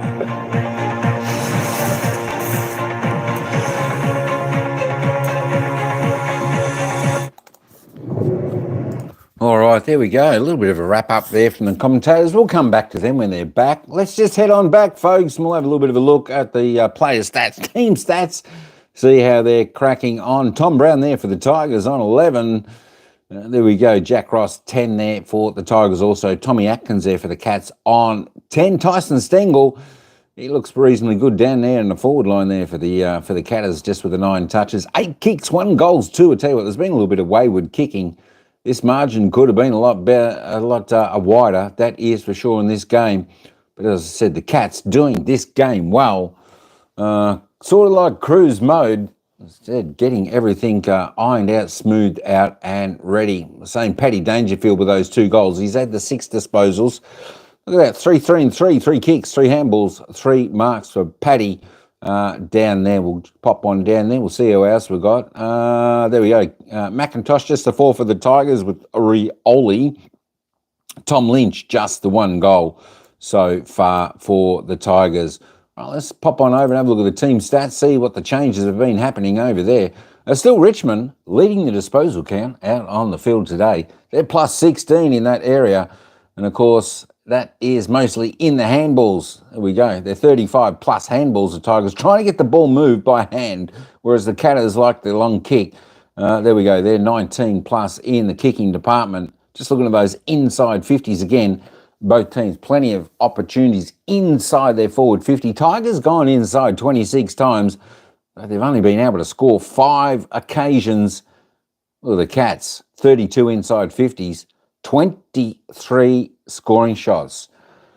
Tell you what, Cats dangerous going inside forward 50. Of course, their efficiency inside 50 dropped off a little bit from that 80%, but still 71.9. That is astronomical. The Tigers 26. Around the ground disposal efficiency, Geelong nice, clean with the ball there at 74. Tigers need to lift that up. Tell you what, the umpires aren't liking the Tigers today in the free kick department. Have a look at that, folks. Only 5 free kicks. 5 free kicks to the Tigers. That is it up until half time. 16 to the Cats. 16 to the Cats. So the Cats playing the game correctly. Just that bit of pressure, missed tackles, etc. like that. And of course, the Tigers are giving away a lot of free kicks already in the opening half. Looking at the hit-outs, Geelong ahead in that department, +7. But it's good to see the Tigers. I'll tell you what, folks, the Tigers have got a little bit of oomph about them. As I was saying before, they've certainly got upside. Centre clearances 9-3. They're winning 16-12 in the clearance section, the Richmond Tigers, which is fantastic. But if you're a Tiger fan, you got to love this stat here. They are 9-3. 9-3 in the centre clearances. We know how good Geelong's mids are, but the Tigers are getting the job done there, and the job done really, really nicely. 9-3. They're +6 in the centre clearances, stoppage clearances. Reasonably even there. 9-7. They're just +2 there, the Cats. Contested possession. Tigers, I tell you what. I know the score's not on the board, folks, if you're a Tiger supporter, but you've got to be impressed by the way they do go about this. As I said, for a team that's down lower on the ladder, they certainly always give their best out on the ground. 71-62, they're +9 contested possessions, so the coaches will be pretty happy with that. And +6 in uncontested. A little bit higher in the turnover count, no worries about that. They're still doing quite a few things right out there, the Tigers. Just looking at the marks, Cats up there, they're +14. I tell you what, marks inside 50, 12-3. Of course, the Cats, I tell you what, they've got some incredible targets down there. If you're looking at Neil, Cameron, Danger, Stengel, all those players down there, they've got a lot of targets down there. Whereas for the Tigers, a little bit smaller, some of their players. They've got Lynch down there. It's probably their main spearhead. I think Richmond could certainly do with another good tall forward down in the forward line to help them out there, give them an extra target down there. Contested marks, just a 4-2, not many contested marks out there this afternoon. Tackle count, well, we were talking about that at quarter time. The tackle count was reasonably well. Geelong just under their season average, 31. Richmond also just under season average there, 23. They're 52.5 there for their season average. Like to still see the Tigers hunt the ball, hunt the player, and get that tackle pressure count up. And as the tackle inside 50 count, 0 still to the Tigers. We need to get the Tigers small forwards to chase harder, work harder, and get those tackles, get that pressure on down there. They might get that scrappy ball that they can slot through for goal down there. Of course, Geelong doing it well up until half-time, right where they normally are on 7 tackles inside their forward 50, doing the job really well. Just for any latecomers in, let's just have a look. This is the live ladder, of course. That is a live ladder. And, of course, if we just scroll down a little bit down there, we'll see Richmond down there sitting in 17th spot. So they're not wooden spooners. West Coast Eagles take that honour this year for the wooden spooners. Of course, it would have been nice to see Richmond win today. They could have jumped up a spot, but they're down there. Hey, they had 5 wins for the season. I think that is a lot better than most people gave them credit for at the start of the season. But Geelong up there in 2nd spot. They have sealed the deal for 2nd spot. They'll get a home final. First home final, that is theirs. That is Adelaide and Geelong's. 1-2 on the AFL Premiership season ladder for 2025. That is the only position so far that are cemented, locked away already. Positions 3-2 down to 9. Collingwood, Brisbane, Hawthorn, GWS Giants, Freo, the Western Bulldogs and the Gold Coast Suns. All positions there could change depending on results in the games to come. Just as we're having a little bit of a look at that at the moment, I'll let you know the games to come, of course. Tonight, West Coast versus Sydney. That's the other game to play. Of course, that'll have no bearing on the top 8 as it stands at the moment. But of course, tomorrow, folks, we've got GWS Giants. They're taking on St Kilda. Tell you what, that could be an interesting game there for the Giants. If they lose, then they're a chance of missing out on finals, depending on what happens. I'll tell you what, well, maybe not. 60, if they win 60, maybe not. Giants will probably cement themselves anyway. It just depends on the margin there. Of course, the next game, which is going to be huge tomorrow, which is going to fluctuate the top 8, will be Western Bulldogs, of course, sitting down there in 8th. They will play Fremantle at Marvel Stadium, 3:15 p.m. Melbourne time tomorrow. Whoever wins that game will be playing finals football. And, of course, the game after that tomorrow night, 7:20 p.m. Melbourne time. What a game this is. Brisbane taking on Hawthorn, playing for a top 4 position. Playing for a top 4 position, that's right, you heard it here. Brisbane versus Hawthorn tomorrow.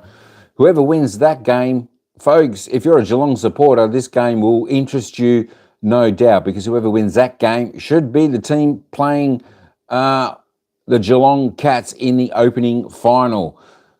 Adelaide Crows, they'll no doubt be playing Collingwood in the first round of the finals, and Geelong will be playing either Brisbane or Hawthorn. You'd be thinking where they sit, because normally first plays fourth, second plays third. I'm pretty sure that's right. Anyway, this is going to be who do you want to play? Geelong Cat supporters out there, who is the team you would prefer to play? Let us know in the chat. M King, who do you prefer to play? Do you prefer Geelong to play Brisbane, or do you prefer them to play Hawthorn? Tell you what, they're both going to be cracking games. I think the one good thing, there's a couple of ifs and buts about them. Like Brisbane are a good team, but that means they need to travel. I'm not sure where they're going to play that. Are they going to play the first final of Cats at GMHBA Stadium, or will they make it? Will the AFL make the Catters play the MCG for that final? That's going to be interesting. We know the Hawks play all right there. Hawks have got a lot of speed. That could upset the Cats. But, the Cats have got all that experience, finals, and they know exactly how to do it. The Hawthorn still struggling in that department, whereas Brisbane, they've got all the experience. They know what to do come finals time. But are they playing their best football? I don't think so. And I think that is where, for mine liking, if I was a Cat supporter, I'd probably certainly be wanting to play Brisbane in the opening round of the season. There we go. And then Hawthorn will play one of these sides down here, which is going to be very, very interesting. I tell you what, we're in for some cracking footy, folks, especially tomorrow. As I said, we've got those big games coming up, Western Bulldogs, Freo, Brisbane versus Hawthorn. And that's where we're going to find out the top 4, who's going to play who in the top 4. And, of course, to totally find out the top 8, what's happening in the bottom 8, we're going to have to wait until Wednesday night, where Gold Coast play that extra game versus Essendon. And then we'll certainly see who is top 8, certainly in the top bottom of the 8, because I'm not sure whether 6th, 7th, 8th or 9th, they won't make it into the top 8. It'll certainly be between Brisbane and Hawthorn tomorrow in that game, who they'll play, the Cats, who the Cats will play. All right, I think that's just enough about me talking. Hey, let's head on back down to the game, folks. If you're a Tiger supporter, don't worry about the score.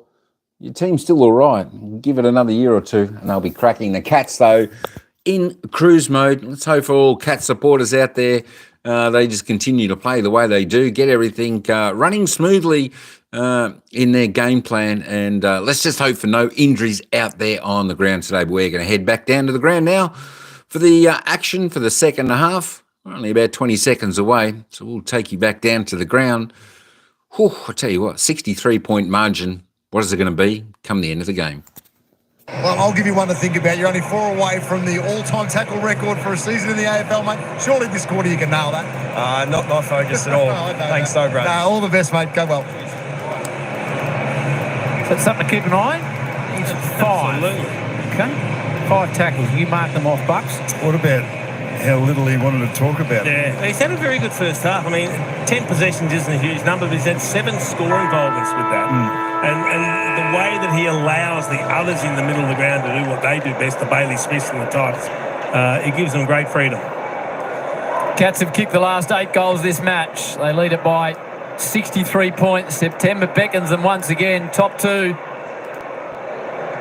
Atkins with the early clearance. Cameron's kicked 3 goals, 3 in the first half. Could be in the contest here. Gets broad, gets away. Mullins resumed his role on Taranto. Kept him to 5 touches in that second quarter after Taranto had 11 in the first. Geelong just not doing anything other than playing the way they want to play come September. regardless of the opposition. Round the body down towards Stengel, who just got off Broad. It's a fair effort because he's undersized compared to Broad, but probably been a player who has actually shown an aerial capacity beyond his size for a long time. Just the smarts to know where to position himself in this particular instance. Just knows where the drop of the ball is, protects it, and it allows Broad's momentum to take him back to that ball. Kick 1 goal, 2 and a complete miss. Pretty good numbers all ground. Stengel from this position to kick his second of the afternoon. Starts to fade. A couple of posters in a row when you consider the little dribble that hit the post at the end of the second. 1 goal, 3. He's been involved in quite a bit up forward. And a complete miss as well. Yes, so he'll be disappointed with his return at the moment. But he really had a nice little fill-up going into September.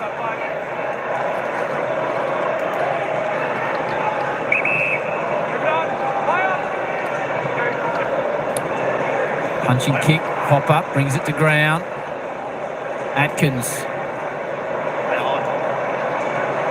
just wheels himself onto the football. Dempsey, close. Back to Dempsey. 1-2-3 with Close. Blitzarves in the pocket. Stengel, Broad, bounces off his chest. Bailey Smith arrives. And towards Cameron. Geelong crowd get a bit of a buzz about them. Jez has got it again. Hooking ball in towards danger! Yeah, Big Nank was a sitting duck on that occasion. He was under the ball and probably on his wrong leg. It looked like he was on his wrong leg. If he'd have come from the other side, it looks like it was more familiar for him. But so was Paddy Dangerfield trying to come from that side. It's not his preferred. Jumped off the left and didn't have the right leg to put into the body of Nankervis, but was able to take the mark. The man from Moggs Creek lining up for a third. Paddy Dangerfield hooks that one badly. He can do that just from time to time. It was a great contested mark. It was funny watching Nankervis, you would think, would have an advantage.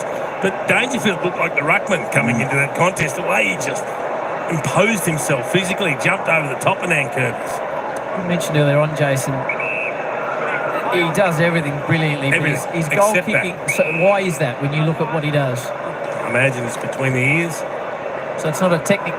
Well, look, technically, High ball drop, isn't it? yeah, he's not the best technician when it comes to kicking, but again, also you're aware of these things if you're not a great kick to go. Hopper into the path of Lynch. Rides the tackle from De Koning. There was nothing central. That might be the required distance out on the foot. Would it be right to suggest that you very rarely thought about the outcome and you focused absolutely on your... Never think about the outcome.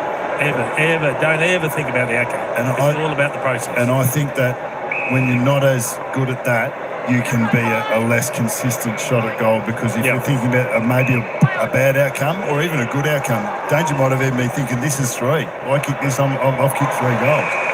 That can have a negative effect as well at times. Yeah, and sometimes when you're on an angle, you've got nothing to lose, so you just relax and you kick smoothly. From there, you're more worried about, it's going to be embarrassing if I miss from here. Kick to Dangerfield. And it was embarrassing, Danger. But they haven't made too many mistakes today, the Cats, and he's a part of everything that's good about them. So aggressive with football in hand. McIntosh, that'll lift the Tiger fans. Campbell playing his last game in the yellow and black. Did you see how quick Max Holmes took off to cover that? He's got serious toe. Now drops it forward. Stengel, nice gather from the pocket. Just not his day. It's not just the pace that he's got, Howie. It's the anticipation to know what the Tigers wanted to do, and he just cut it off before they even tried to execute it. Danger drops back. Mansell does well. Puts his foot up towards the man running past. Prestia. Nicely weighted to Campbell. We probably should go back and have a shot. Yeah, that's some of their best transition today. Good positive kicks, using the corridor. And there were 2 potential intercepts there. Like Dangerfield wasn't far from intercepting the first one, and then Stewart was really close to intercepting that one. The Geelong players are like defensive backs in NFL, like watching the eyes of the kicker and then trying to intercept. They do it relatively well, which makes it so hard to go into him. Best first-year player at last year's BNF. He got very close to Stewart on the mark. As a result, has to get underneath it. But the best type of kicks when there are players just jockeying a little bit position-wise and zone-wise are kicks that have penetration on them. They don't float in the air. They don't take time to get there. They get there quick. Holmes is not messing around. Drives it right down the middle of the blitz arms. It's a set play field of this one. And he's racing ahead of the footy. Dangerfield, Mullen, Manor, back to Mullen. Miller, good tackle. Really well done. There's good pressure by Richmond there because Geelong had 6 players forward of the ball. They'd run that hard to spread forward. They had 6 forward of the ball. Probably missed an opportunity to take territory, but that's not the Geelong style. They want time and space to be able to deliver inside 50, but Richmond didn't give it to them that time. Kicked the last 8, Geelong. No goals for either side for the term. 29 at quarter time, 63 at half time. Cameron with 3-3. Hoppers had 18, Prestes 17, Smith 19. And Holmes, his running mate, with 17.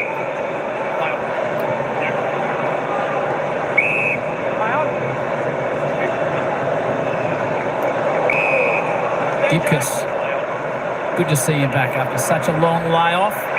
McIntosh can go. Nicely sized kick to Campbell. Wants them to come towards him.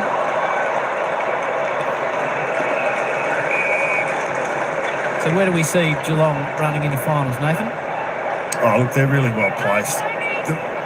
When we were talking about the younger players, that's going to be fascinating. How does O'Sullivan stand up? You know, Humphries we know is a good user, but he's going to have some really key matchups against the best teams. Dempsey we think will stand up, but they've got 3 or 4 or 5 young blokes that have got really important roles to play. Do you have any concern that it's been a cruisy last 6 or 7 weeks and they haven't been tested by any of the good teams? Yes, but not as worried as I am happy that you're meeting September in really good shape physically. Blitzarves to Dangerfield, takes a bounce. Paddy's got nothing because the forwards are falling down in front of him. He was looking long towards Jeremy Cameron, but who ran into his opponent and took a tumble, so Paddy had nowhere to go. And the double chance definitely helps because you're only 1 game away, and that'll be a solid game as a qualified final from the prelim. Cameron falls over there, so it's not a great deal. And that's actually not that's good D.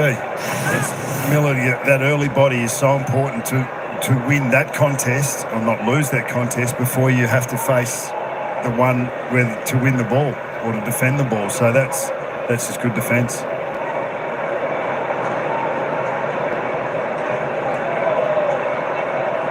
It's a pretty ordinary square up from danger too. I wonder if that's a byproduct of missing that easy shot a few minutes ago, where if you've nailed all your kicks, you're thinking, I'm kicking really well, I'll set sail, I'll kick another one here. That one, maybe you're thinking, I better get rid of this one. Richmond working hard down the Shane Warne stand side. Stewart, Smith, they'll give it back to him eventually in the chain if they can work their way to space. Stewart drives it forward to Mullen. Become a really good part of this team. Holmes, look at him go, just bursts onto the footy. Sends it deep forward, closes out the back.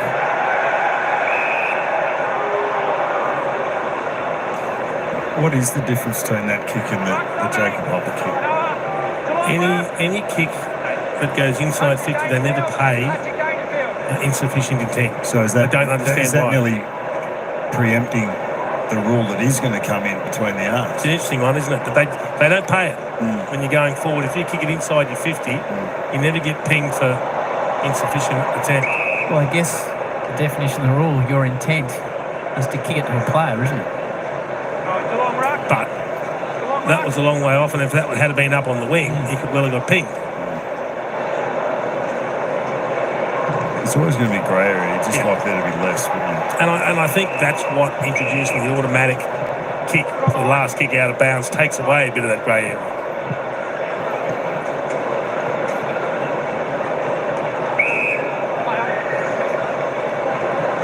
Sullivan back to Koning. which was shut down by the Tigers. One of the areas that I would be annoyed, though, is when you see players shepherding to stop a player getting to it, so you get that automatic free kick. Absolutely.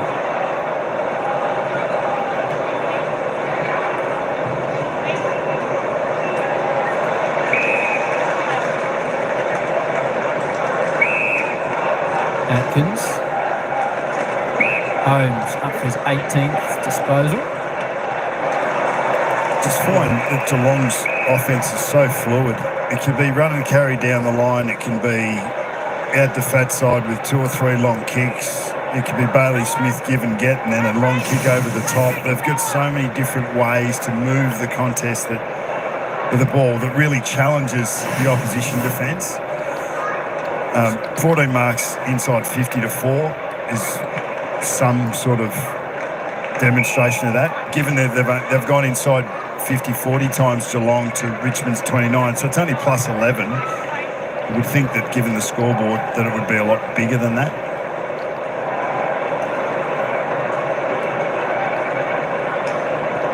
Young backing board to McIntosh. Kicks down the line to Sonzi. He's had some nice touches this quarter, McIntosh. There's a bit of an aggressive ball movement. McIntosh backs into the defender. This is better for Richmond.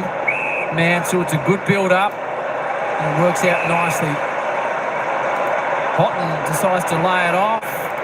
From 45. Missed. Thanks. Well, they did everything right. They worked it through. I mean, the work from McIntosh, deep in defence, then to run on and get it again, to hit a couple of targets by foot, to use the corridor, to chip it in. And then even the decision to hand pass was fine because the player's running into an open goal, straight at goal, 25 out. It's just the skill execution that lets them down.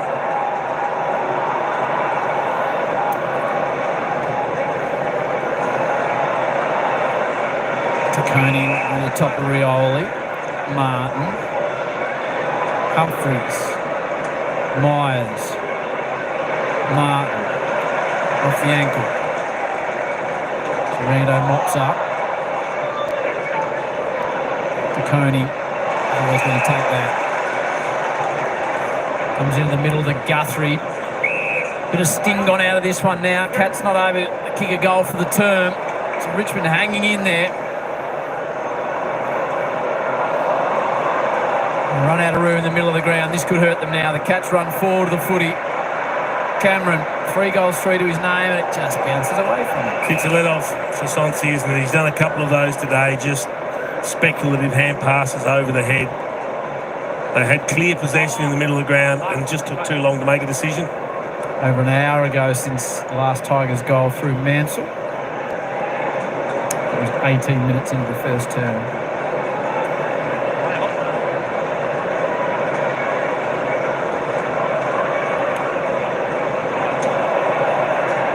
Cameron whips it forward.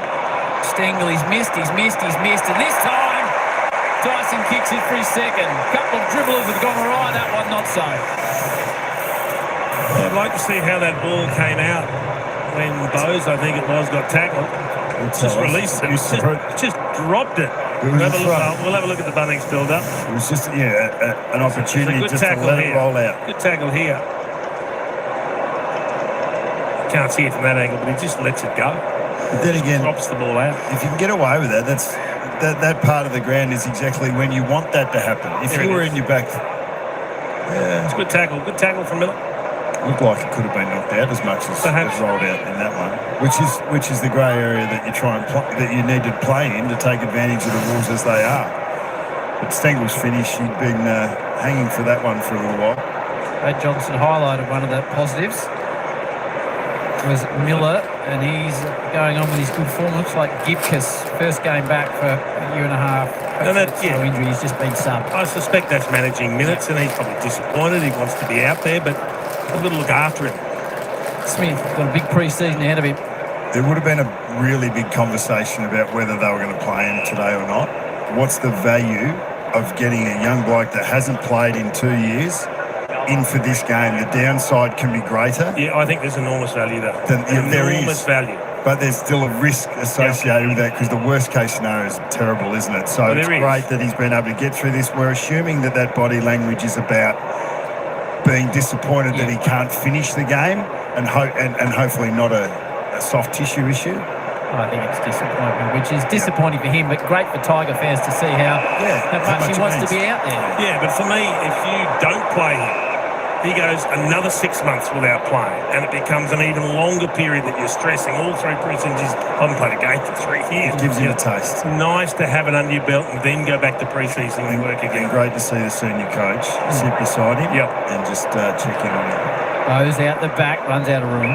You're not always going to be delivering the news that a player wants to hear. I think he's tapped it onto his boot and got the out the full, did he? I think you're right. Really? Goes to Bowes. Oh, sure. Jake Short's got a smile on his face. Yeah, he just ran into it. If that's deliberate, it's pretty smart, isn't it? 1 goal, 1 to Bowes. Second goal of the match.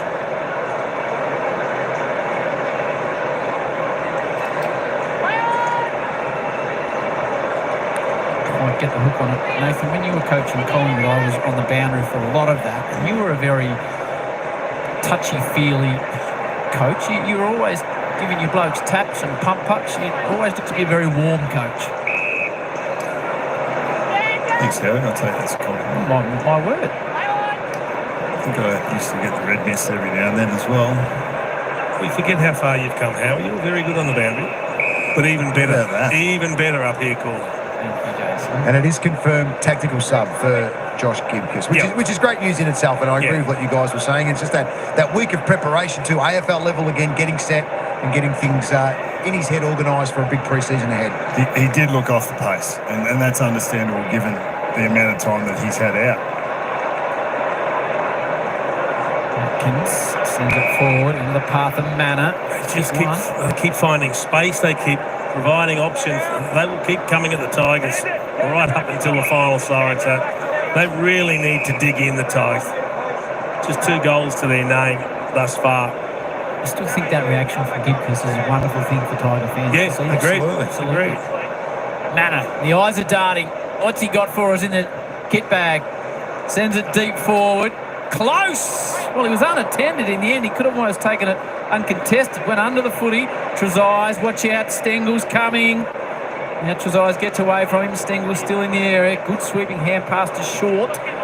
Back in board to McIntosh. Well, that one pretty quick. And the Tigers worked their way out of trouble. Otten. You're talking about that it'd be good for the Tigers fans to see that. I think generally we judge players, dehumanise them without even considering how hard they're trying or how much they want it. So to see it visually represented, I think is a good reminder to everyone how much the players out there invest. Yeah. Well, when you see it written in the sheet, hasn't played since round 1, 2024. You're not really fully aware of everything he's gone through for the last 500 plus days. Dangerfield off the outside of the boot, not where he was looking to kick it. How many more tackles did Tom Atkins need? Because he's up to 5 tackles. He had 2 at half time. That's another 3. I think he needed 5 to break the record, wasn't it, Howie? I think it was. So now he's 2 behind, 1 behind the record, 2 to own it on his own. Right, so tackle watch. So how many does he need to have it on his own? 2 more. To beat Selby. But he's not at all thinking of that. No. We are, though.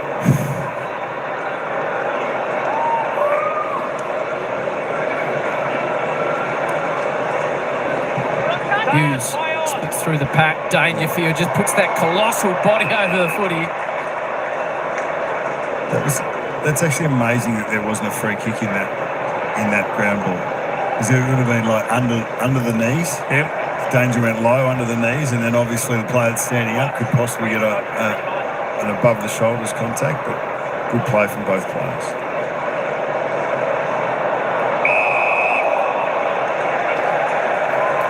Whistle's blown. Cats looking at everything. They've got Max Holmes that's currently playing in the back 6, so he's playing a high defensive role off the back of stoppage, which he's played quite often as it stands, but wasn't there in the first half. Good mark by Hotman in the bright pink boots.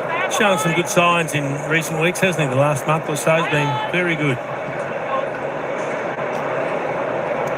On the line to Lynch. Stewart gets a fist on it. We're getting angry, Tom Lynch again. Armstrong. Taranto. Here's Lynch again. He wants a piece of Stewart. He does. He does, and he pushes off him. And it's a good entry into Campbell. And they'd give him a little spray before he came off for a spell as well. He was just having a little to do with Tom Stewart off the ball.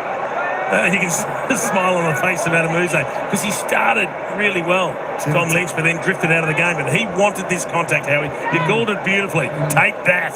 That was sweet. Did you see Stewart's technique? The old trying to slap the don't argue away, which is exactly the way it would have been coached, but couldn't quite stick it. Having kicked the goal since the 18th-minute mark of the first term, the Tigers through Mansell.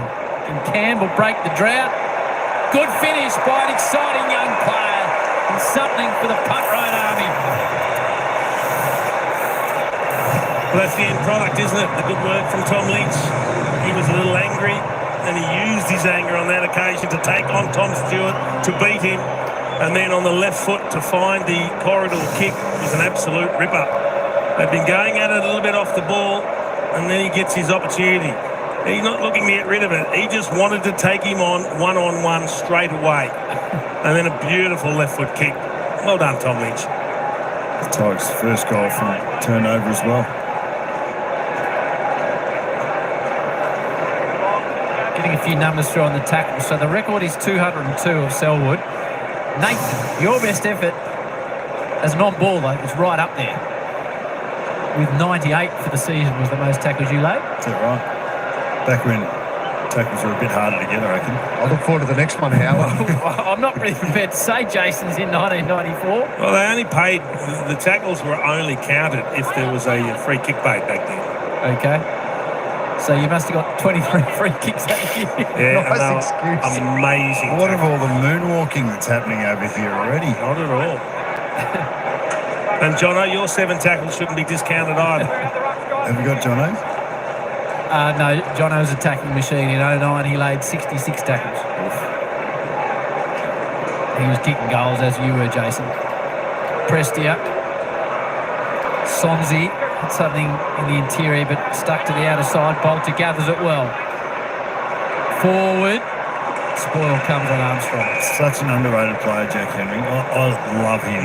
I think he is a prototype key back. Can cover the ground, transition, slide from one player to another when the ball gets switched in the back half on the other end of the ground for him, and can win one-on-ones. Very strong, fast on the lead. Brilliant player. Coning goes over the top of Bolter. Dangerfield got a shove from Broad, but tapped it in front of himself. Myers. Manus. Smith's going to have to do some fancy work here.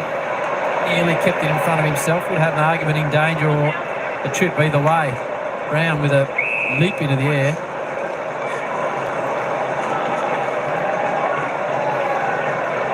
Master Coning almost flipped over the top.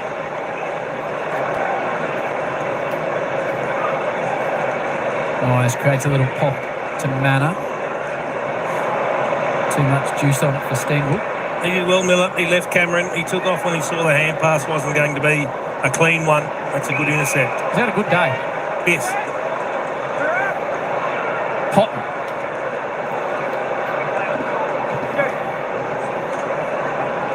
Bolter goes early. And he rides into the back of his teammate Armstrong, who stands up and takes a really good mark. Harry Armstrong, 6 goals for the season, kicked 4, I reckon, for Sandy in their grand final win. On attack. It's a good mark backing into the pack, isn't it? Courageous. He's shown some really good signs in his limited game time. Done some really nice things.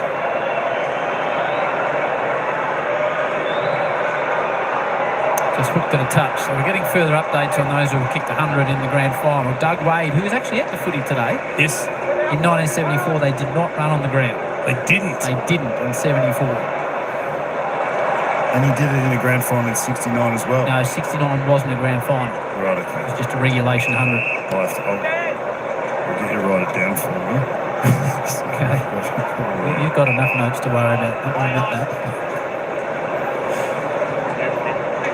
Now Banks. High. Good fly by the man you're talking about, Henry. So what you're saying is it could be uncharted territory when we get to grand final day. That's right. And we're not quite sure what's going to happen. No. And Jeremy needs to kick a few more tonight, probably. So he's kicked 3. Yeah, a couple more would be the minimum that he needs.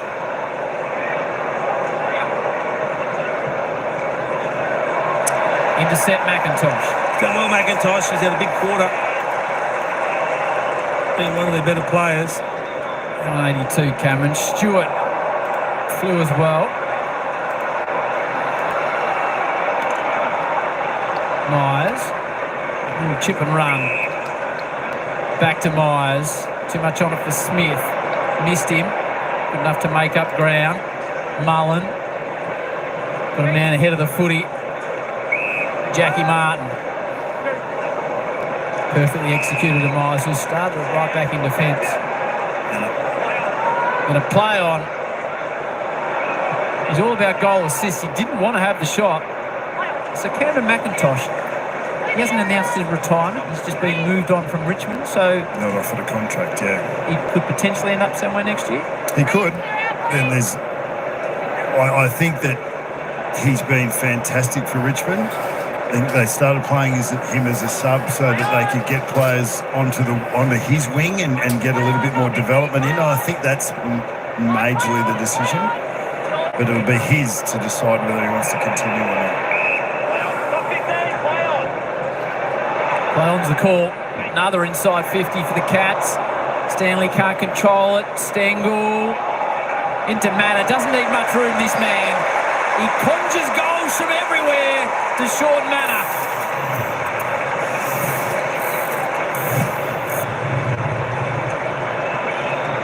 He's got his second. Yeah, he's actually, after quarter time, he's been pretty quiet comparative to his form of recent weeks. His last 6 weeks, I had a look at his numbers during the week. He, as a high forward that goes into stoppage, that bleeds out of stoppage and then gets involved in the pressure game and the scoring game in the front half. He stands up there with all of them. Like, I think Dylan Moore at his best. I think Brent Daniels at his best.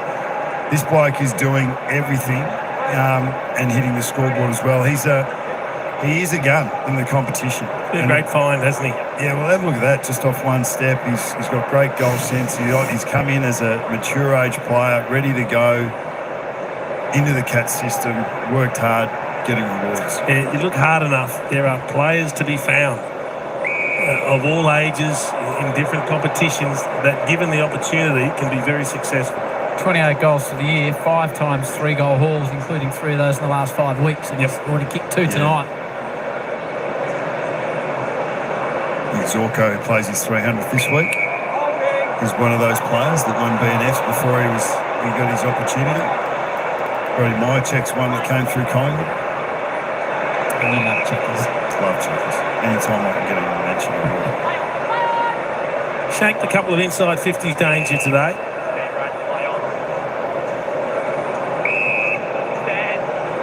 The game has got a bit sloppy, hasn't it? Yeah. Not quite as clean from Geelong. And the Tigers probably trying to take the game on more, but getting cut off. Good aerial work by Campbell. Exciting young player. Good hands. Yeah, good hands. He attacked the ball. You can just see how quick was it. That was Buse, how quick he was to react to that too. Lynch has got to beat 2 in the air, as he has most of the night. Prestia picks it up, and Dion drives it home right on the 3/4 time siren. So as the Cats by 29 at quarter time, 63 at half time. Thanks to Prestia, it's narrowed back to a 65-point margin. The Cats 13-17-95. Richmond 4-6-30. Jeremy Cameron's kicked 3 goals, 3. Finals footy means shows galore on Fox. Gaz and the G-Man, they'll have all 8 finals coaches coming your way in September. Never miss 360. And after that, Jack, Louis, Bucks and Brownie on the couch. Must-watch viewing right here on your home of footy, where you can see every game. All right, there we go. 3/4 time, 65 point the margin. Ricardo G, 3 goals for Jeremy Cameron. We'll have a look at the scores in just a moment. 13-17, 95, 4-6-30. Tigers putting on 2 goals, 3 in that third term. 2 goals, 5 in that third term for the Cats. Only 2 points. The Cats won that third quarter by, I tell you what, this could have been a big margin. Look at that, 13 goals, 17. But anyway, there we go. Cats still want to play out this game as strong as they can, I feel. They need to do that, give themselves a good hit out, because rest week next week, they've got the week off, don't forget. Next week is the rest week for all players leading into the finals. No footy on next weekend, folks. It's the weekend after that is when the finals will begin, and we're going to be in some ring-a-ding-ding games, that is for sure. Let's head on over and just have a look at the players' stats over there, because Ricardo wanted to have a look at Jezza, so we'll have a look at the goal scorers there. There are your goal scorers out on the ground at the moment, and Jezza, Jeremy Cameron, leads the way out there at the present time. 3 goals, 3 Jeremy Cameron's kicked. He's had 11 kicks, 15 disposals in total, 3 goals, 3. Tyson Stengel, tell you what, the ball really hasn't dribbled through the goals too well for him. 2 goals, 4 for Tyson Stengel. Manar with 2, Danger with 2. Tell you what, Danger kicked a couple of wobbly balls there. My gosh, probably should have had a shot for goal running in as well. 2 goals, 1 for Paddy Dangerfield. Reece Stanley, Jack Martin, Oliver Dempsey, Jack Bowie's singles to the Geelong Cats. Of course, for the Tigers, not many goal scorers there to talk of. Well, Dion Presti got one of them. Ryan Mansell got the other, and Tom Lynch with Seth Campbell. There are your goal scorers there for the Richmond Tigers. Disposal getter, well, there you go, Bailey Smith. I'll tell you what, he's quite often on top, isn't he, in the disposal count. 25 for the champ down there, Bailey Smith. He's doing fantastic out there. Tell you what, he just looks a well-oiled machine, does Bailey Smith. Graham Myers, next best for the Catters out there on 23 disposals. For the Tigers, Sam Banks, 23. Dion Prestia and Jacob Hopper both on 21. Maxie Holmes climbing that disposal count. He's up to 21 also, so we'll just roll down there. There we go. Jeremy Cameron, as I said, he's well up there on disposal count with 15, 11 kicks, 4 handballs, 5 marks, a tackle, 2 clearances, 3 goals, 3. He's just sort of doing what he wants to do, taking it all in his stride today. Darren B, how you going? This game is Australian rules football, AFL. Now, the rugby is NRL. That's the rugby, NRL. This is AFL football. Australian rules football, this one. There we go. Geelong and Richmond playing this game out there today. We'll be coming into the final quarter in just a moment. There we go. Oliver Dempsey on 14. Paddy Dangerfield, 13 disposals, 9 kicks, 4 handballs, 2 goals, 1, as I said. So he's having a reasonably good outing out there. As I said, just a couple of missed kicks from him. But other than that, his game's been pretty good, pretty clean. Liking what we're seeing from the old boy. He's going to head on into the finals campaign. Should be pretty well cherry ripe, so that is absolutely fantastic. All right, there are your team stats. Hey, let's just have a quick glance at the... there we go. So the Geelong have taken over the mantelpiece now. Disposals on the ground there, +1 in disposals. And, of course, inside 50, they've been inside 48 times, Geelong, for 30 scoring shots. That is just fantastic in anyone's book. Of course, 36 inside 50s for the Tigers. For 10 scoring shots. The free kick count, not a great deal changed there. 7-21 plus 14 to the Cats. Cats still winning the heres. They're still +4. Cats now have taken over the clearance section, 22-23. Tigers still on top in the centre clearance zone, 9-6. The Cats, 17-13 stoppage clearance. I just want to duck down and have a look at that tackle count. If we can just roll down there, the tackle count. There we go. The Cats, lifting up a little bit, 41. Still want to keep that pressure on. Tigers, 34. Tigers still yet to take a tackle inside their forward 50. Let's hope they can do a little bit more and press this quarter. 10 inside 50 tackles to the Cats. Fantastic there. I tell you what, that's a good number because some of their forwards are tall big players. So there we go. All right, there we go. We're back here. 65 point the margin here at 3/4 time. We're going to head on back down to the ground with the commentators for the call of the game for the final quarter, where it's the Cats by 65 points. Scoreboard as a midfielder, and they hadn't been hitting the scoreboard that much, so to kick a couple of goals in that quarter would be, I suppose, a reward for effort for the Tigers. If I'm Chris Scott in that huddle, he's a very pragmatic man. They're 65 points up. They're not going to lose this game of football, but that was a pedestrian 30 minutes for them. I think he'd be pretty keen to see them just play really efficient, sharp footy. Mitch Nevitt into the fold now, I think, or he's not far away. He was warmed up and pretty much ready to go, so he'll be in pretty quickly, I would have thought. Percentage up now near 143, so best in the comp now for the Cats. As the Tigers come into their final quarter of the season. Guthrie, there's just no fuss and rarely gets beaten. Too much on it for Stewart. Opens the door slightly for Mansell. De Koning, Lynch to Koning. They battle. Lynch picks it up. Drives into a dangerous area. Not the distance. Campbell just needs to go on and pump it home. He didn't realise and hooked it across the face. Get a bit more time. That's a lot more time in the end. That's a really bad call, Tom. That was a 20-metre kick. Yeah, you looked at it, didn't it? It was an early no 15 call, but the ball kept going. And I reckon that kick from Guthrie would have been received well in the coach's box. If you're coming out and you're trying to be a bit cleaner, it wasn't a great first disposal. Dempsey clever. Good serves. On the path of Stengel. Needs to break a tackle. Just missed Smith. He missed him a couple of times running through the centre today. Now back the other way. Into Campbell. Good build-up. Mansell shrugs a tackle. Good in front of goals, but he's hooked that one a touch. Let's have a look at the distance on this kick from Lynch.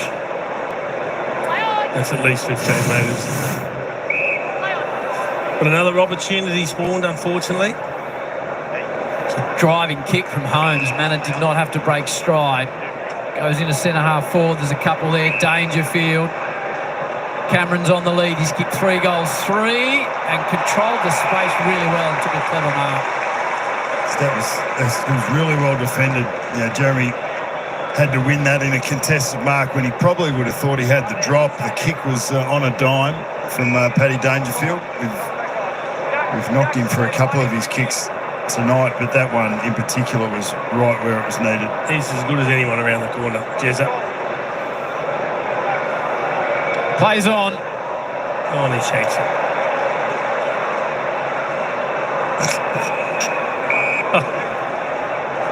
Let me down. Once again, Miller on the mark was on him. You just can't take anything for granted. So to compete in that aerial contest and force Jeremy Cameron to take a contested mark and not an uncontested mark, and then be up on his toes on the mark was good play. Taranto spirals it out of defence. De Koning battles with Bolter. Koning's probably taken the points there so far. Myers. Taranto grabs it away from Bailey Smith. Spins it back the other way. Hopper stripped by Guthrie. Smith. Taranto again. They're swapping possessions. High ball from Sonzi. Stewart looks to trap it. Bolter. Now there's a chance for Ross. He's got Lynch out the back. O'Sullivan arrives. Did well. Took the ball and the body all at the same time. Prestia. Lynch on the angle. Campbell over the top of him. Works out to Brown. Cats have been opened up early this quarter with 2 or 3 errors through the midfield, and their defenders have been pretty high and been turned over and exposed going back inside their D50, which we haven't seen all match. Might be that they've been asked to get a little bit more aggressive because they've got offside 2 or 3 occasions. Playing against his dad's former side, Paul and the Cats. And Tom knocks one through for the Tigers, who have kicked 2 in a row for the first time for the match. That's 4 inside 50s for 1 goal 2 this quarter from the Tigers. Yeah, so they weren't getting those returns in the first 3 quarters. He's one of those players, Brown, that we've seen show really good signs, mostly at half-back. Takes some good intercept marks.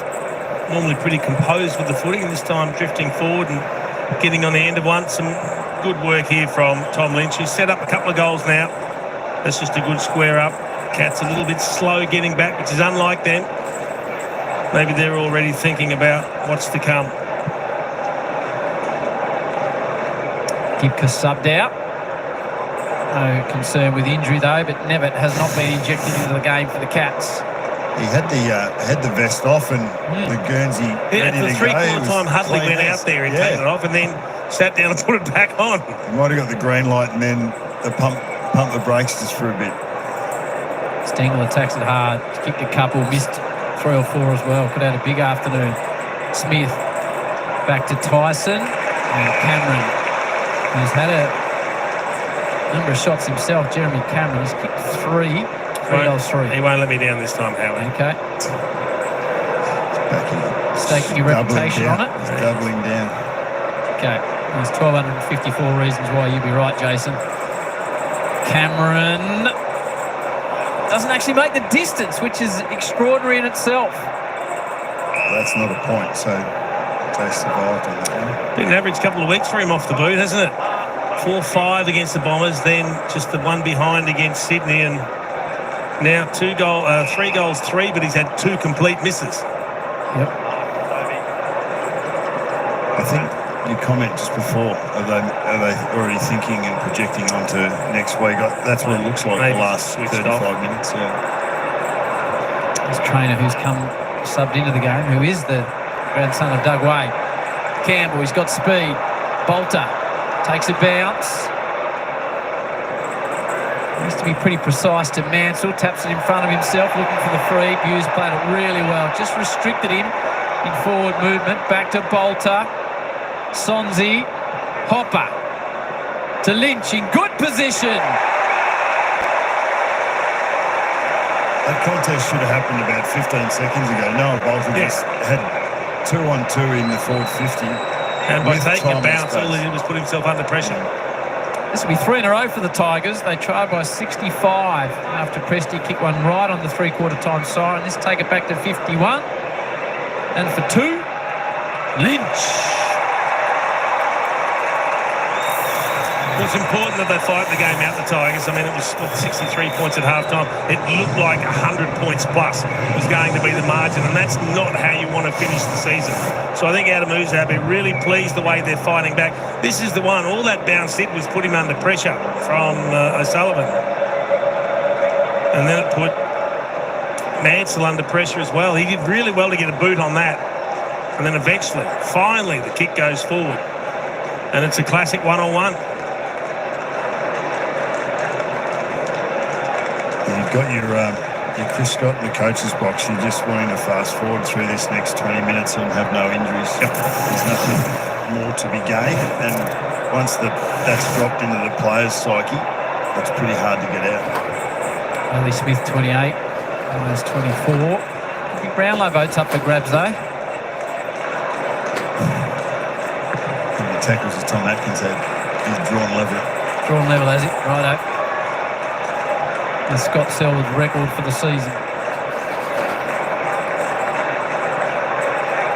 Mansell's out the back. McIntosh. Have a shot, Camden.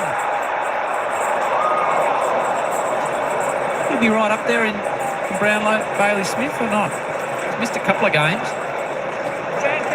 He's very recognisable running around. He's not a small unit. He's a powerful unit. Covers the ground so well. His ball use inside 50 in the first half was exceptional. So I definitely think he stands out. Be an entertaining Brownlow speech if he was to get up, I would have thought. There'll be a fair bit of interest around him on the red carpet as well, to be fair, Nathan. So back to a 50-point margin now. We've already had the reveal, haven't we? Reveal of which? The relationship. I'm not sure. That's. I don't normally get past the sport pages, Nathan. What are you talking about the red carpet for? Well, I reckon he's not the traditional black tie wearer. No, that's what I mean. Could be something Could special. be anything. Probably Max Holmes and Jeremy Cameron would be the two that would have taken votes Yeah, off him at the time and danger early. Yep. But he has been as consistent as any. Geelong, their BNF would be interesting. Good subs. Here's Atkins on the cusp of the record number of tackles for a season. Manna outside of the foot. Cameron floats back. Good piece of it early. Got one high.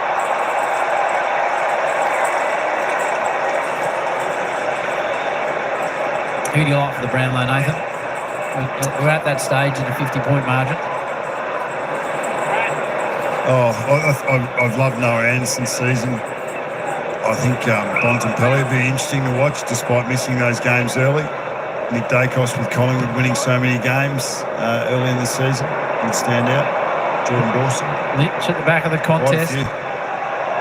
Anyone you fancy, Jason? No, I think it's going to be a really open count on the night. I think there could be 4 or 5 right up there battling it out.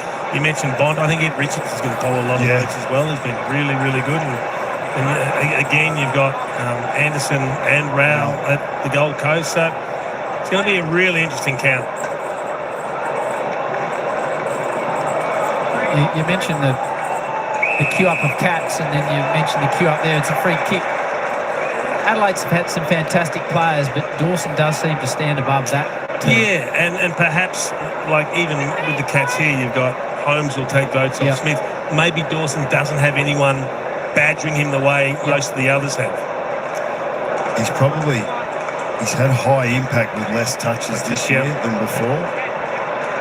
And so that'll be interesting to see whether that impact sort of carries across without having to have 30, because he's had a lot of 22, 23 touch games that have been clearly best ons.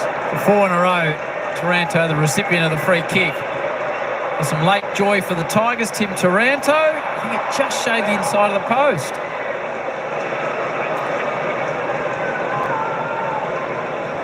While we're on the theme, Rising Star.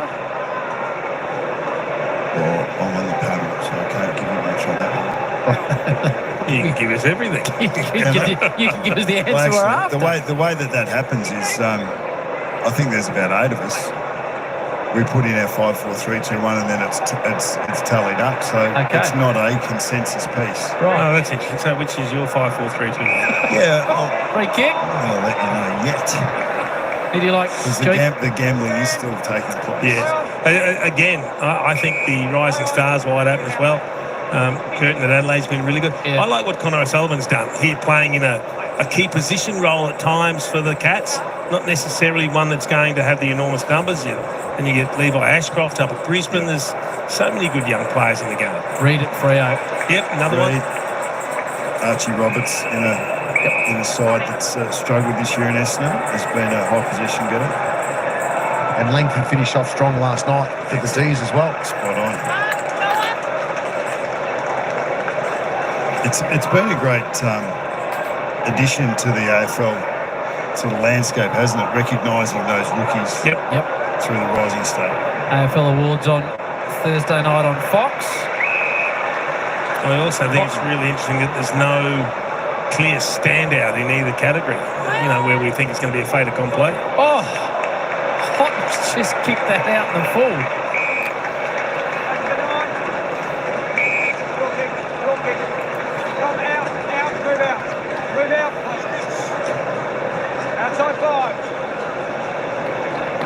You're on the All-Australian panel as well? Yep. Can't ask you about that either. Much we can ask you about at the moment, Nathan, to be fair. He'll have a good handle on who he wants to recruit next year, though, won't he? Maybe. Who is retiring that we can get into that panel? Forward hair pass to Cameron. To Atkins in 150. Gives it off to Close. Thought about it. Coming back to Jeremy for number 4. Doesn't quite get the yardage. He's just not striking it cleanly, and you can see the right grin on his face. He just tried to time that one, but it didn't happen. Jacob Hopper very keen to get on. He takes a bit of a tumble. Lost the mouth guard. And Dion Prestia has a little chuckle there. Okay, Jason, your next question. I need you to throw a few suggestions at us for All-Australian captain when you've had a chance to think about it. Oh, again, I think Dawson's a really good selection for that. The way he's led the team that's finished on top of the ladder would be a pretty good choice. Brad Johnson on the boundary. Well, Geelong have made their sub with 10 minutes to go into the game. Mark Blitzarves is off now, just taking a spell tactically, and Nevitt has made his way onto the ground. Drew level with Matty Boyd today. Mark Blitzarves, second most games by a rookie. It's an outstanding effort. How many? 292. I think he'll break the record too. Good stepping. This is Luke Bruce. Lukey Bruce. 3:07 is it at the moment? Something like that. He just passed his coach, didn't he? Armstrong inside, makes it really tough for Taranto. He had some tall timber to try and fly over the top of. Yeah, it's one of those options that at first glance it might have looked on, but by the time you kick it and by the time the ball gets there, it gets closed down. Armstrong needed to look elsewhere. All that's going to do is get your midfield a poleaxe, and he might have copped a decent old cork in the hip. 11 inside 50s to 4 this quarter for the Tigers. They're only 5 down for the game now. Mullen, ground level. O'Sullivan, and pass out to space. Humphrey's always so clean. Holmes gets away from the tackle out towards Manor. Goes back. Myers, Manor tries to create a little bit of space for himself. Good defensive pressure there from the Tigers between Trainer and Rioli, just to close it down. 2-on-2. There was no Geelong forward breaking the space for either of those ball users, which is the system breaking down. Makes it easier to pressure at the source. 50-point margin. The Cats fans will be enjoying what they're seeing, knowing they're on the charge again with a double chance in September for the 11th time in 15 years under their fantastic coach. Manor, he's kicked 2. Bowes. Here's Nevitt, just come on the ground. Mitch bang one home. Going back now. We want to make an impact. James, come back 3 metres. One goal for the season in his 6 games. A bit of a foot issue. 5 career goals for the number 10. Starts in a touch right. You're out, protected area. Ben, keep coming out. Play on. Ben! That's 5. Play on. That's up 5. Feet. Top of players do you think the Tigers are looking at, whether it's in the trade or the draft? Well, I tell you what is interesting. I mean, you're letting players like McIntosh and such go. They're going to need some experience with all the young players here. Yep. So there's no doubt they'll look to bring not just drafted players in, but some experienced players that can fill some gaps for them. Interestingly, like St Kilda have had, been in that big name recruiting space for the last 2 or 3 years, but Richmond haven't been. You don't know what the position of TPP might be, but clearly St Kilda have been throwing some big numbers at players to try and drag them across. Finn Callaghan they missed out on, obviously needing to use it on Wanganeen Miller, and now Tom DeConey potentially going there, but Tigers haven't been in that discussion. But I think if you're going to land the big fish, you've also got to portray a pretty rosy future to the club that he's coming at. You've got to be in a position, I think, then to compete if you're going to attract one of those players. So do you think St Kilda have been able to do that? Well, I don't think they've been in that position to really compete, which is why they've probably had trouble in recent years doing that. And I think that's probably a reason why Tigers probably haven't even gone after them at this particular point in time while they're still building. Clubs can have a different plan as well, can't they? 100%. Tigers might be more circumspect. They might be about trying to find some cap space now to go to the market. Right under Tommy Atkins, that last tackle. He's now outright leader of the most tackles in the AFL season. I'm going to ask him about it again. There's McIntosh. Tiger fans behind him. Nice ball inside 50 as well. And he finds Campbell, who's been busy without damaging on the scoreboard. He's had numerous opportunities. It's a great kick inside 50, and what we are seeing is the Cats have just taken the foot off the pedal. They did the business in the first half, cruised through the third quarter, and they've really switched off. And I don't want to be disrespectful. They've done their job. They've sewn up the top 2 spot. But credit to the Tigers. If they're going to give you a little bit of leeway, take it and keep hitting the scoreboard. Kicked the only 2 of the term, last 3 of the match have the Tigers. Campbell, his first goal of the afternoon after a couple of opportunities. There you go. 4 in a row for the Tigers as they look to round out season 2025. Yeah, spot on, Jason. Definitely a bit of fizz has gone out of the Cats' effort, and the Tigers have maintained the rage in some shape or form. They've been able to move the ball through the midfield with better chains of disposal. The Cats' pressure drops off a little bit there, but that's 13 inside 50s to 5 this quarter. 7 scoring shots to 2, 3 goals for to 2 points. So it's inside 50s only 4 apart now. 53 to the Cats, 49 to the Tigers, which speaks to the efficiency that the Cats had in the first half, both in their forward 50 to be able to score and their D50 to be able to defend. But yeah, the game has regressed a little. We've got a bit of circle work, a bit of up and back. The ground's really big. There's lots of space through the midfield. Very different contest to what we see when the game's played at its best. 1 in the third for Campbell, and now 1 in the fourth. 2 for the afternoon. McIntosh is starting in the middle. 15 disposals now, Campbell. And behind, the Tigers would love to see him kick a late goal.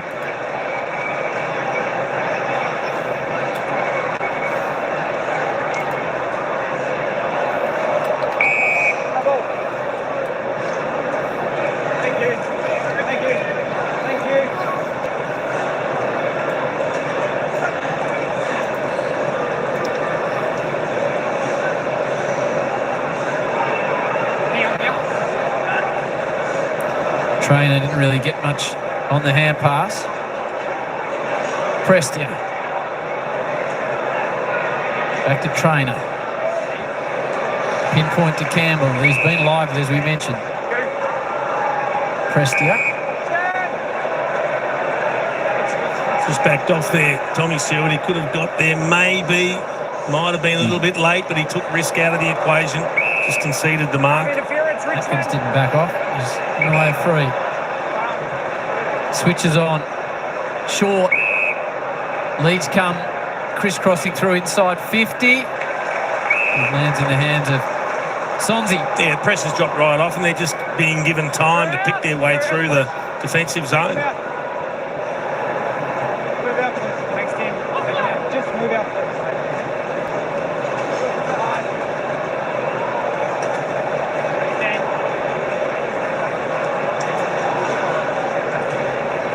Tyler Sonzi. Got back in 2021. 3 goals for the season.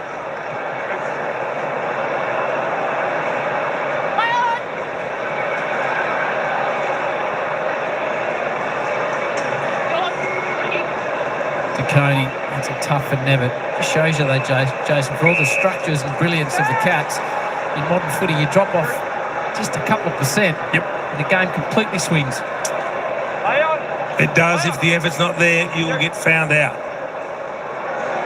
Bit of pushing and shoving, Henry. I think the Cats are now saving their effort to kickstart a campaign in a couple of weeks' time that they hope will go deep. Absolutely. Completely understandable.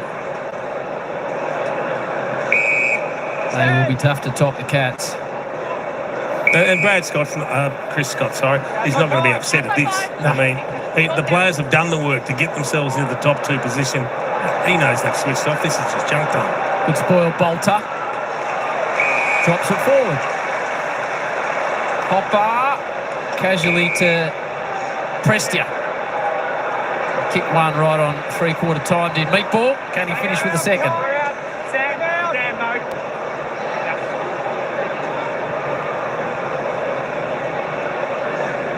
It's been 5 in a row for Richmond. As the game begins to peter out a touch.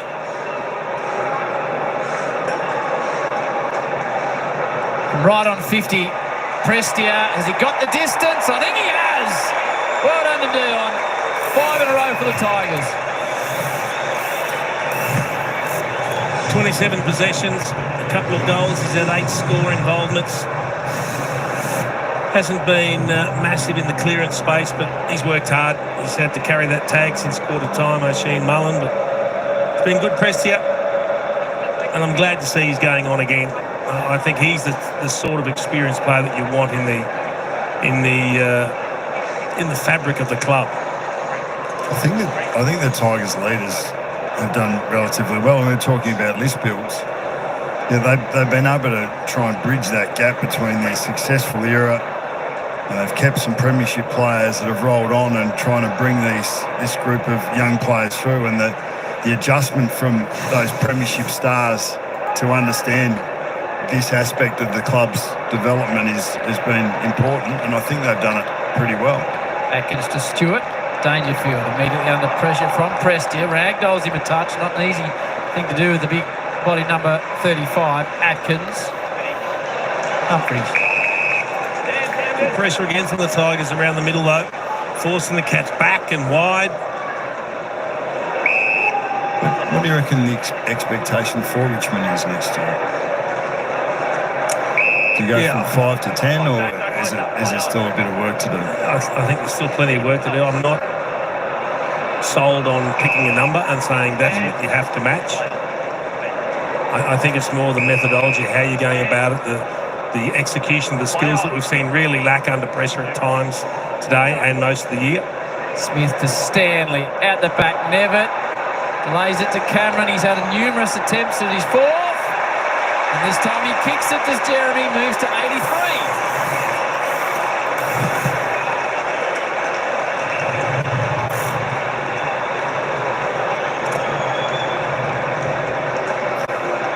Good little touch by Mitch Nevitt there. I think there was a quick little handball to Brad Close. I think that he might have seen and missed, but the Spectre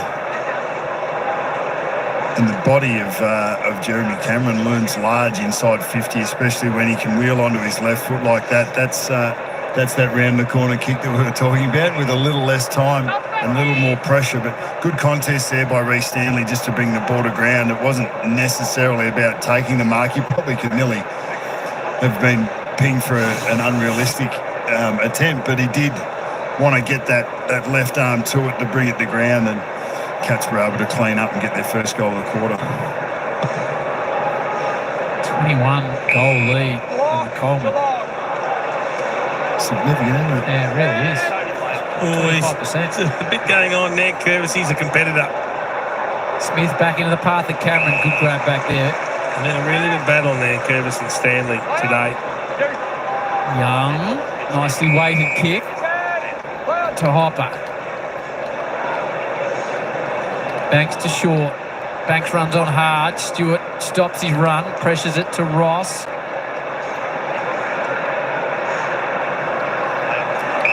Footy stripped away from Trainer, but he might get a free. To let off, there was a poor handball from Banks in the middle of all that. That really put them under pressure. And they're the skill execution. Things that we're talking about need to improve for the Tigers as they take the next step. Lays it into the pocket. Going the way of Lynch. Oops. He can't believe it. Did he refer to the scoreboard then? The replay? He might have. I think we should move that back into the grey area. They don't really need to be paying a lot of those free kicks. Well, he's got his back to the footy and has his arms around Lynch, so you can see why the umpire paid the free kick. When Jack Henry wasn't in the team, he had to play as the key back. Lynch for 3. Snuck it in. Nice finish, Tom Lynch. He'll end the season with 3. And the Tigers have kicked 5 of the last 6 goals of this. They trail by 65 at three-quarter time. They've got it back to a 39-point margin in front of 46,109 people. There was a period there, I reckon around 8, 9 or 10 when Henry was injured for a bit, and O'Sullivan got caught in these situations against bigger-bodied players as a 3rd, 4th, 5th gamer. And Geelong looked a little bit vulnerable, but he's done extremely well for a young player who's probably got a key position frame, but he's not a key position size yet. I can see why he was a little upset because Lynch turned him around. This is the competitiveness that I was talking about between Big Nack and Reece Stanley. They've been going at it. Rather than going back, Reece just took a couple of deepies, got him in the right in the spot. But is it? Well, the last thing he wants to do is get involved in something like that as well. We don't really want them being thrown either. Prestia. Stewart takes it back the other way. Trainer. 10 seconds on the clock for the Tigers season. Can they pinch one more? Prestia looks out towards Trainer. They get the opportunity. Oh, run down. Well done, Buse. The siren sounds on Richmond season, but the Cats top 2 again. They are primed for September. The mighty Geelong, and they will take some serious stopping. McIntosh plays his final game for Richmond. The two-time premiership player goes out with the love of the Tiger Army. The Cats get the job done by 39 points.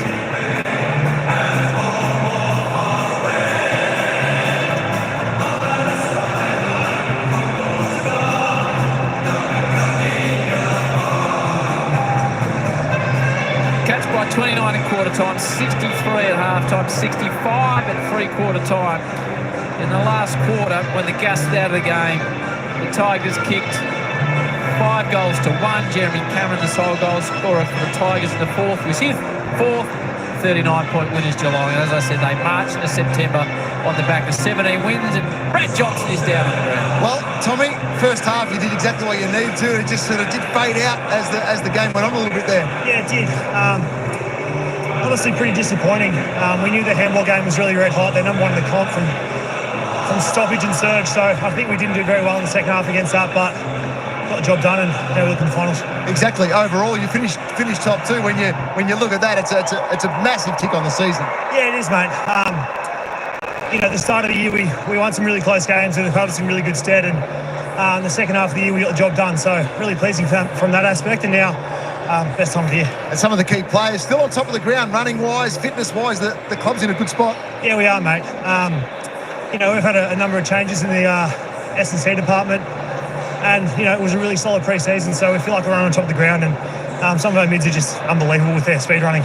Take a breath now for a couple of days and just relax. Yeah, I'm trying to now. We've earned that right. To finish top 2 again is a massive credit to our list and our team and our club as a whole, so we'll take a rest where we can, and then really excited, as I said, for what's ahead. You should be, Tommy. Congratulations today, mate. Home and away season all done and dusted. On to a big final series. That's it, Jono. Thank you, mate. Tom Stewart there, we were just talking about perhaps they switched off. They definitely switched off in the last quarter, and even in the second half, he was disappointed with the effort. But what we did hear him say was best time of the year. So they're already thinking about what's to come. They've done the hard work, and you can understand why they've switched off as Camden McIntosh goes down to the Richmond faithful down the Punt Road end just to say goodbye to the adoring fans that have supported him. He's loved it. They've loved him. It's great to see. Just one of those much-loved players. Just a nuts and bolts player. Absolutely. A little rough around the edges, but just so lovable. I think they become the glue guys in organisations, the blokes that aren't cookie cutter, that don't do it the way that everyone else does it. And I think that they are invariably the ones that find a little bit when there might be a flat patch, or throw a little bit of levity in when it gets a bit serious. So I don't know Camden that well. He strikes me as that type of character, as that type of teammate, as that type of club man. So you need to replace that in some shape or form, but Richmond, in their wisdom, understand that they need to get their young players going, and you need to free up space and opportunity, and Camden will know that his time has come, and his contribution has been significant. He's given everything of himself, and it's time for someone else to come and fill his boots. And the Tigers players were just starting to walk down towards him, but then they saw him pull off the fence. Let's head down to Brad Johnson, who's got the man we're talking about. Well, Camden, we'll walk and talk, mate, but congratulations on an outstanding career. 214 games, a couple of premierships along the way, mate. Congratulations. Yeah, thanks for that. Such an honour to play for this footy club and in front of these fans here. It means so much to me, so much to my family. And, I'm going to miss it. It's an amazing feeling. being out here with my brothers and on the G, so it's unreal. Exactly. What a place to play your footy your entire life at the best stadium in the world.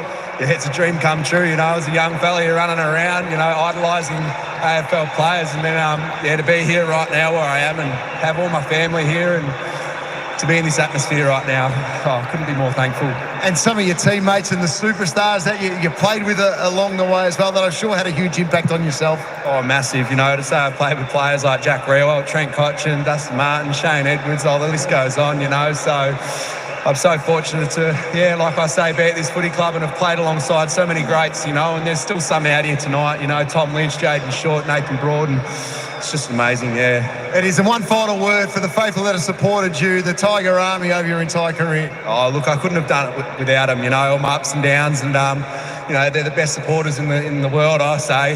Their roar and their atmosphere here, you know, you can't hear yourself sometimes, and they're so loyal and passionate. I just love it. So thanks, guys, and appreciate everything you've done for me. Congratulations, Campbell. Congratulations on an outstanding career, and all the very best in the future. Thanks for that. Appreciate it, guys. See you. I reckon that interview showed why he's such a loved man. Yep. What a great chat that was with Jono. Yeah, even Jono getting a little choked up at the end there. And you see the emotion come out. And he's just one of those that, and all he spoke about was loved playing with his brothers. They're like a family out there on the footy field, and he rode every bump, every tackle with them. And that journey for him at Richmond comes to an end. But there are memories there and connections and relationships that last a lifetime. I think these are the toughest decisions to make as an organisation, is when do you need to move on from the past to create space for your future? And I don't know if you know that you've got them right until you're 5 years down the track and you look back. We saw it with Hawthorn when that was disbanded and players went all over the place, and it has happened with eras, with types from time to time, but his place is established in the Richmond history. Wouldn't you love to be a Cats fan? They just casually roll in, 17 wins for the season, finish second, and they are set with a double chance for another crack in September. They are blessed, the Cats fans, and this incredible organisation led by Scott and Dangerfield get the job done once again. September awaits for Geelong.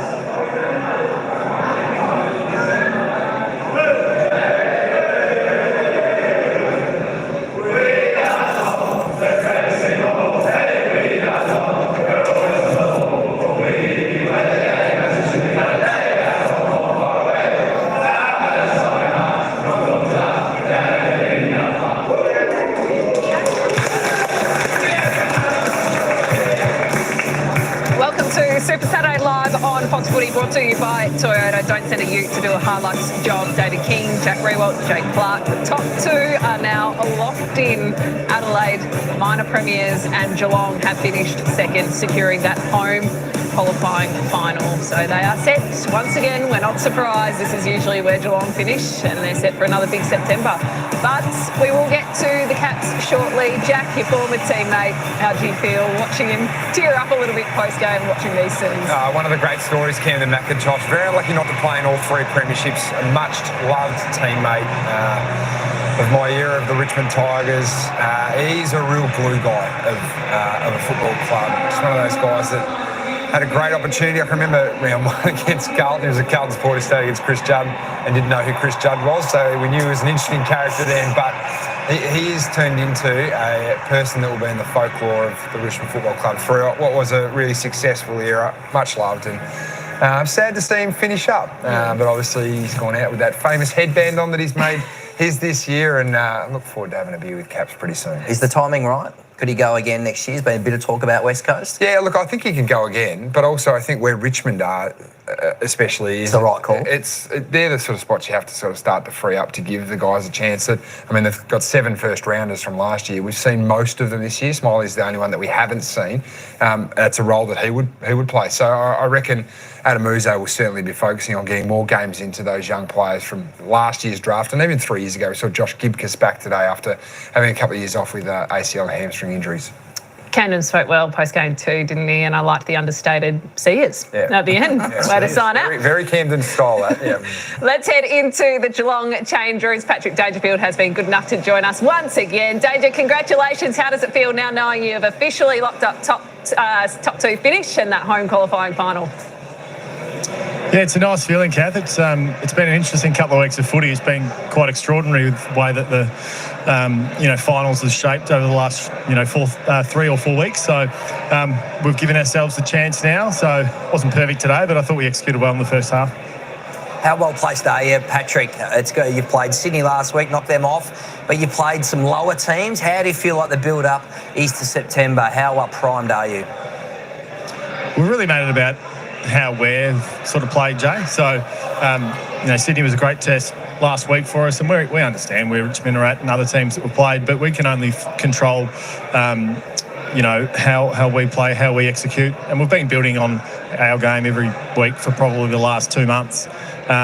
So we feel like we're in a good spot. We've got great health, which is really important this time of the season, and this is when the real stuff starts. So it feels like it's just getting to the starting box.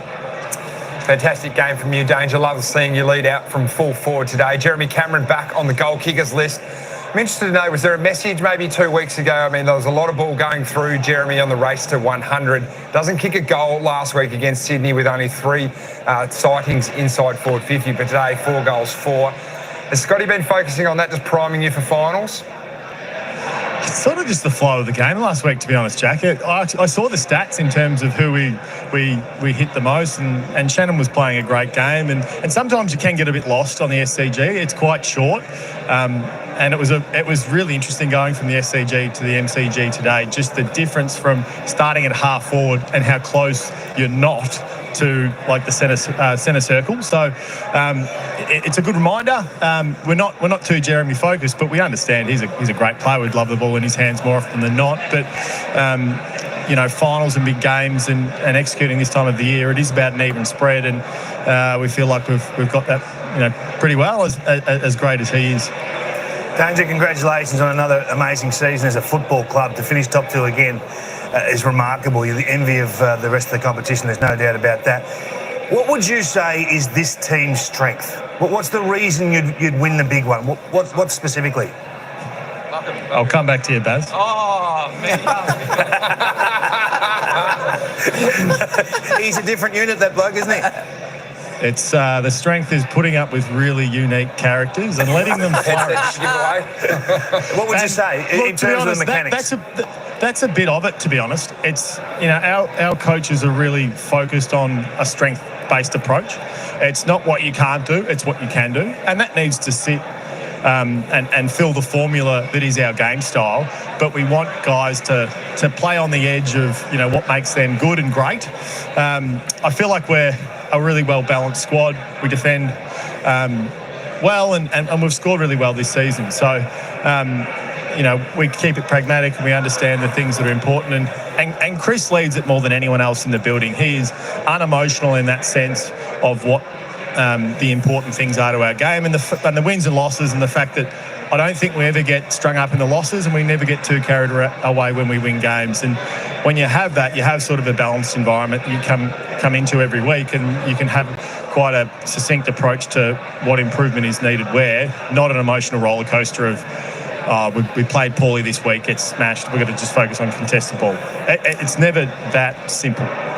Danger, if Bailey Smith wins the Brownlow medal, what sort of speech are we going to get on the night? I'm going to be captivated by it, I'm sure.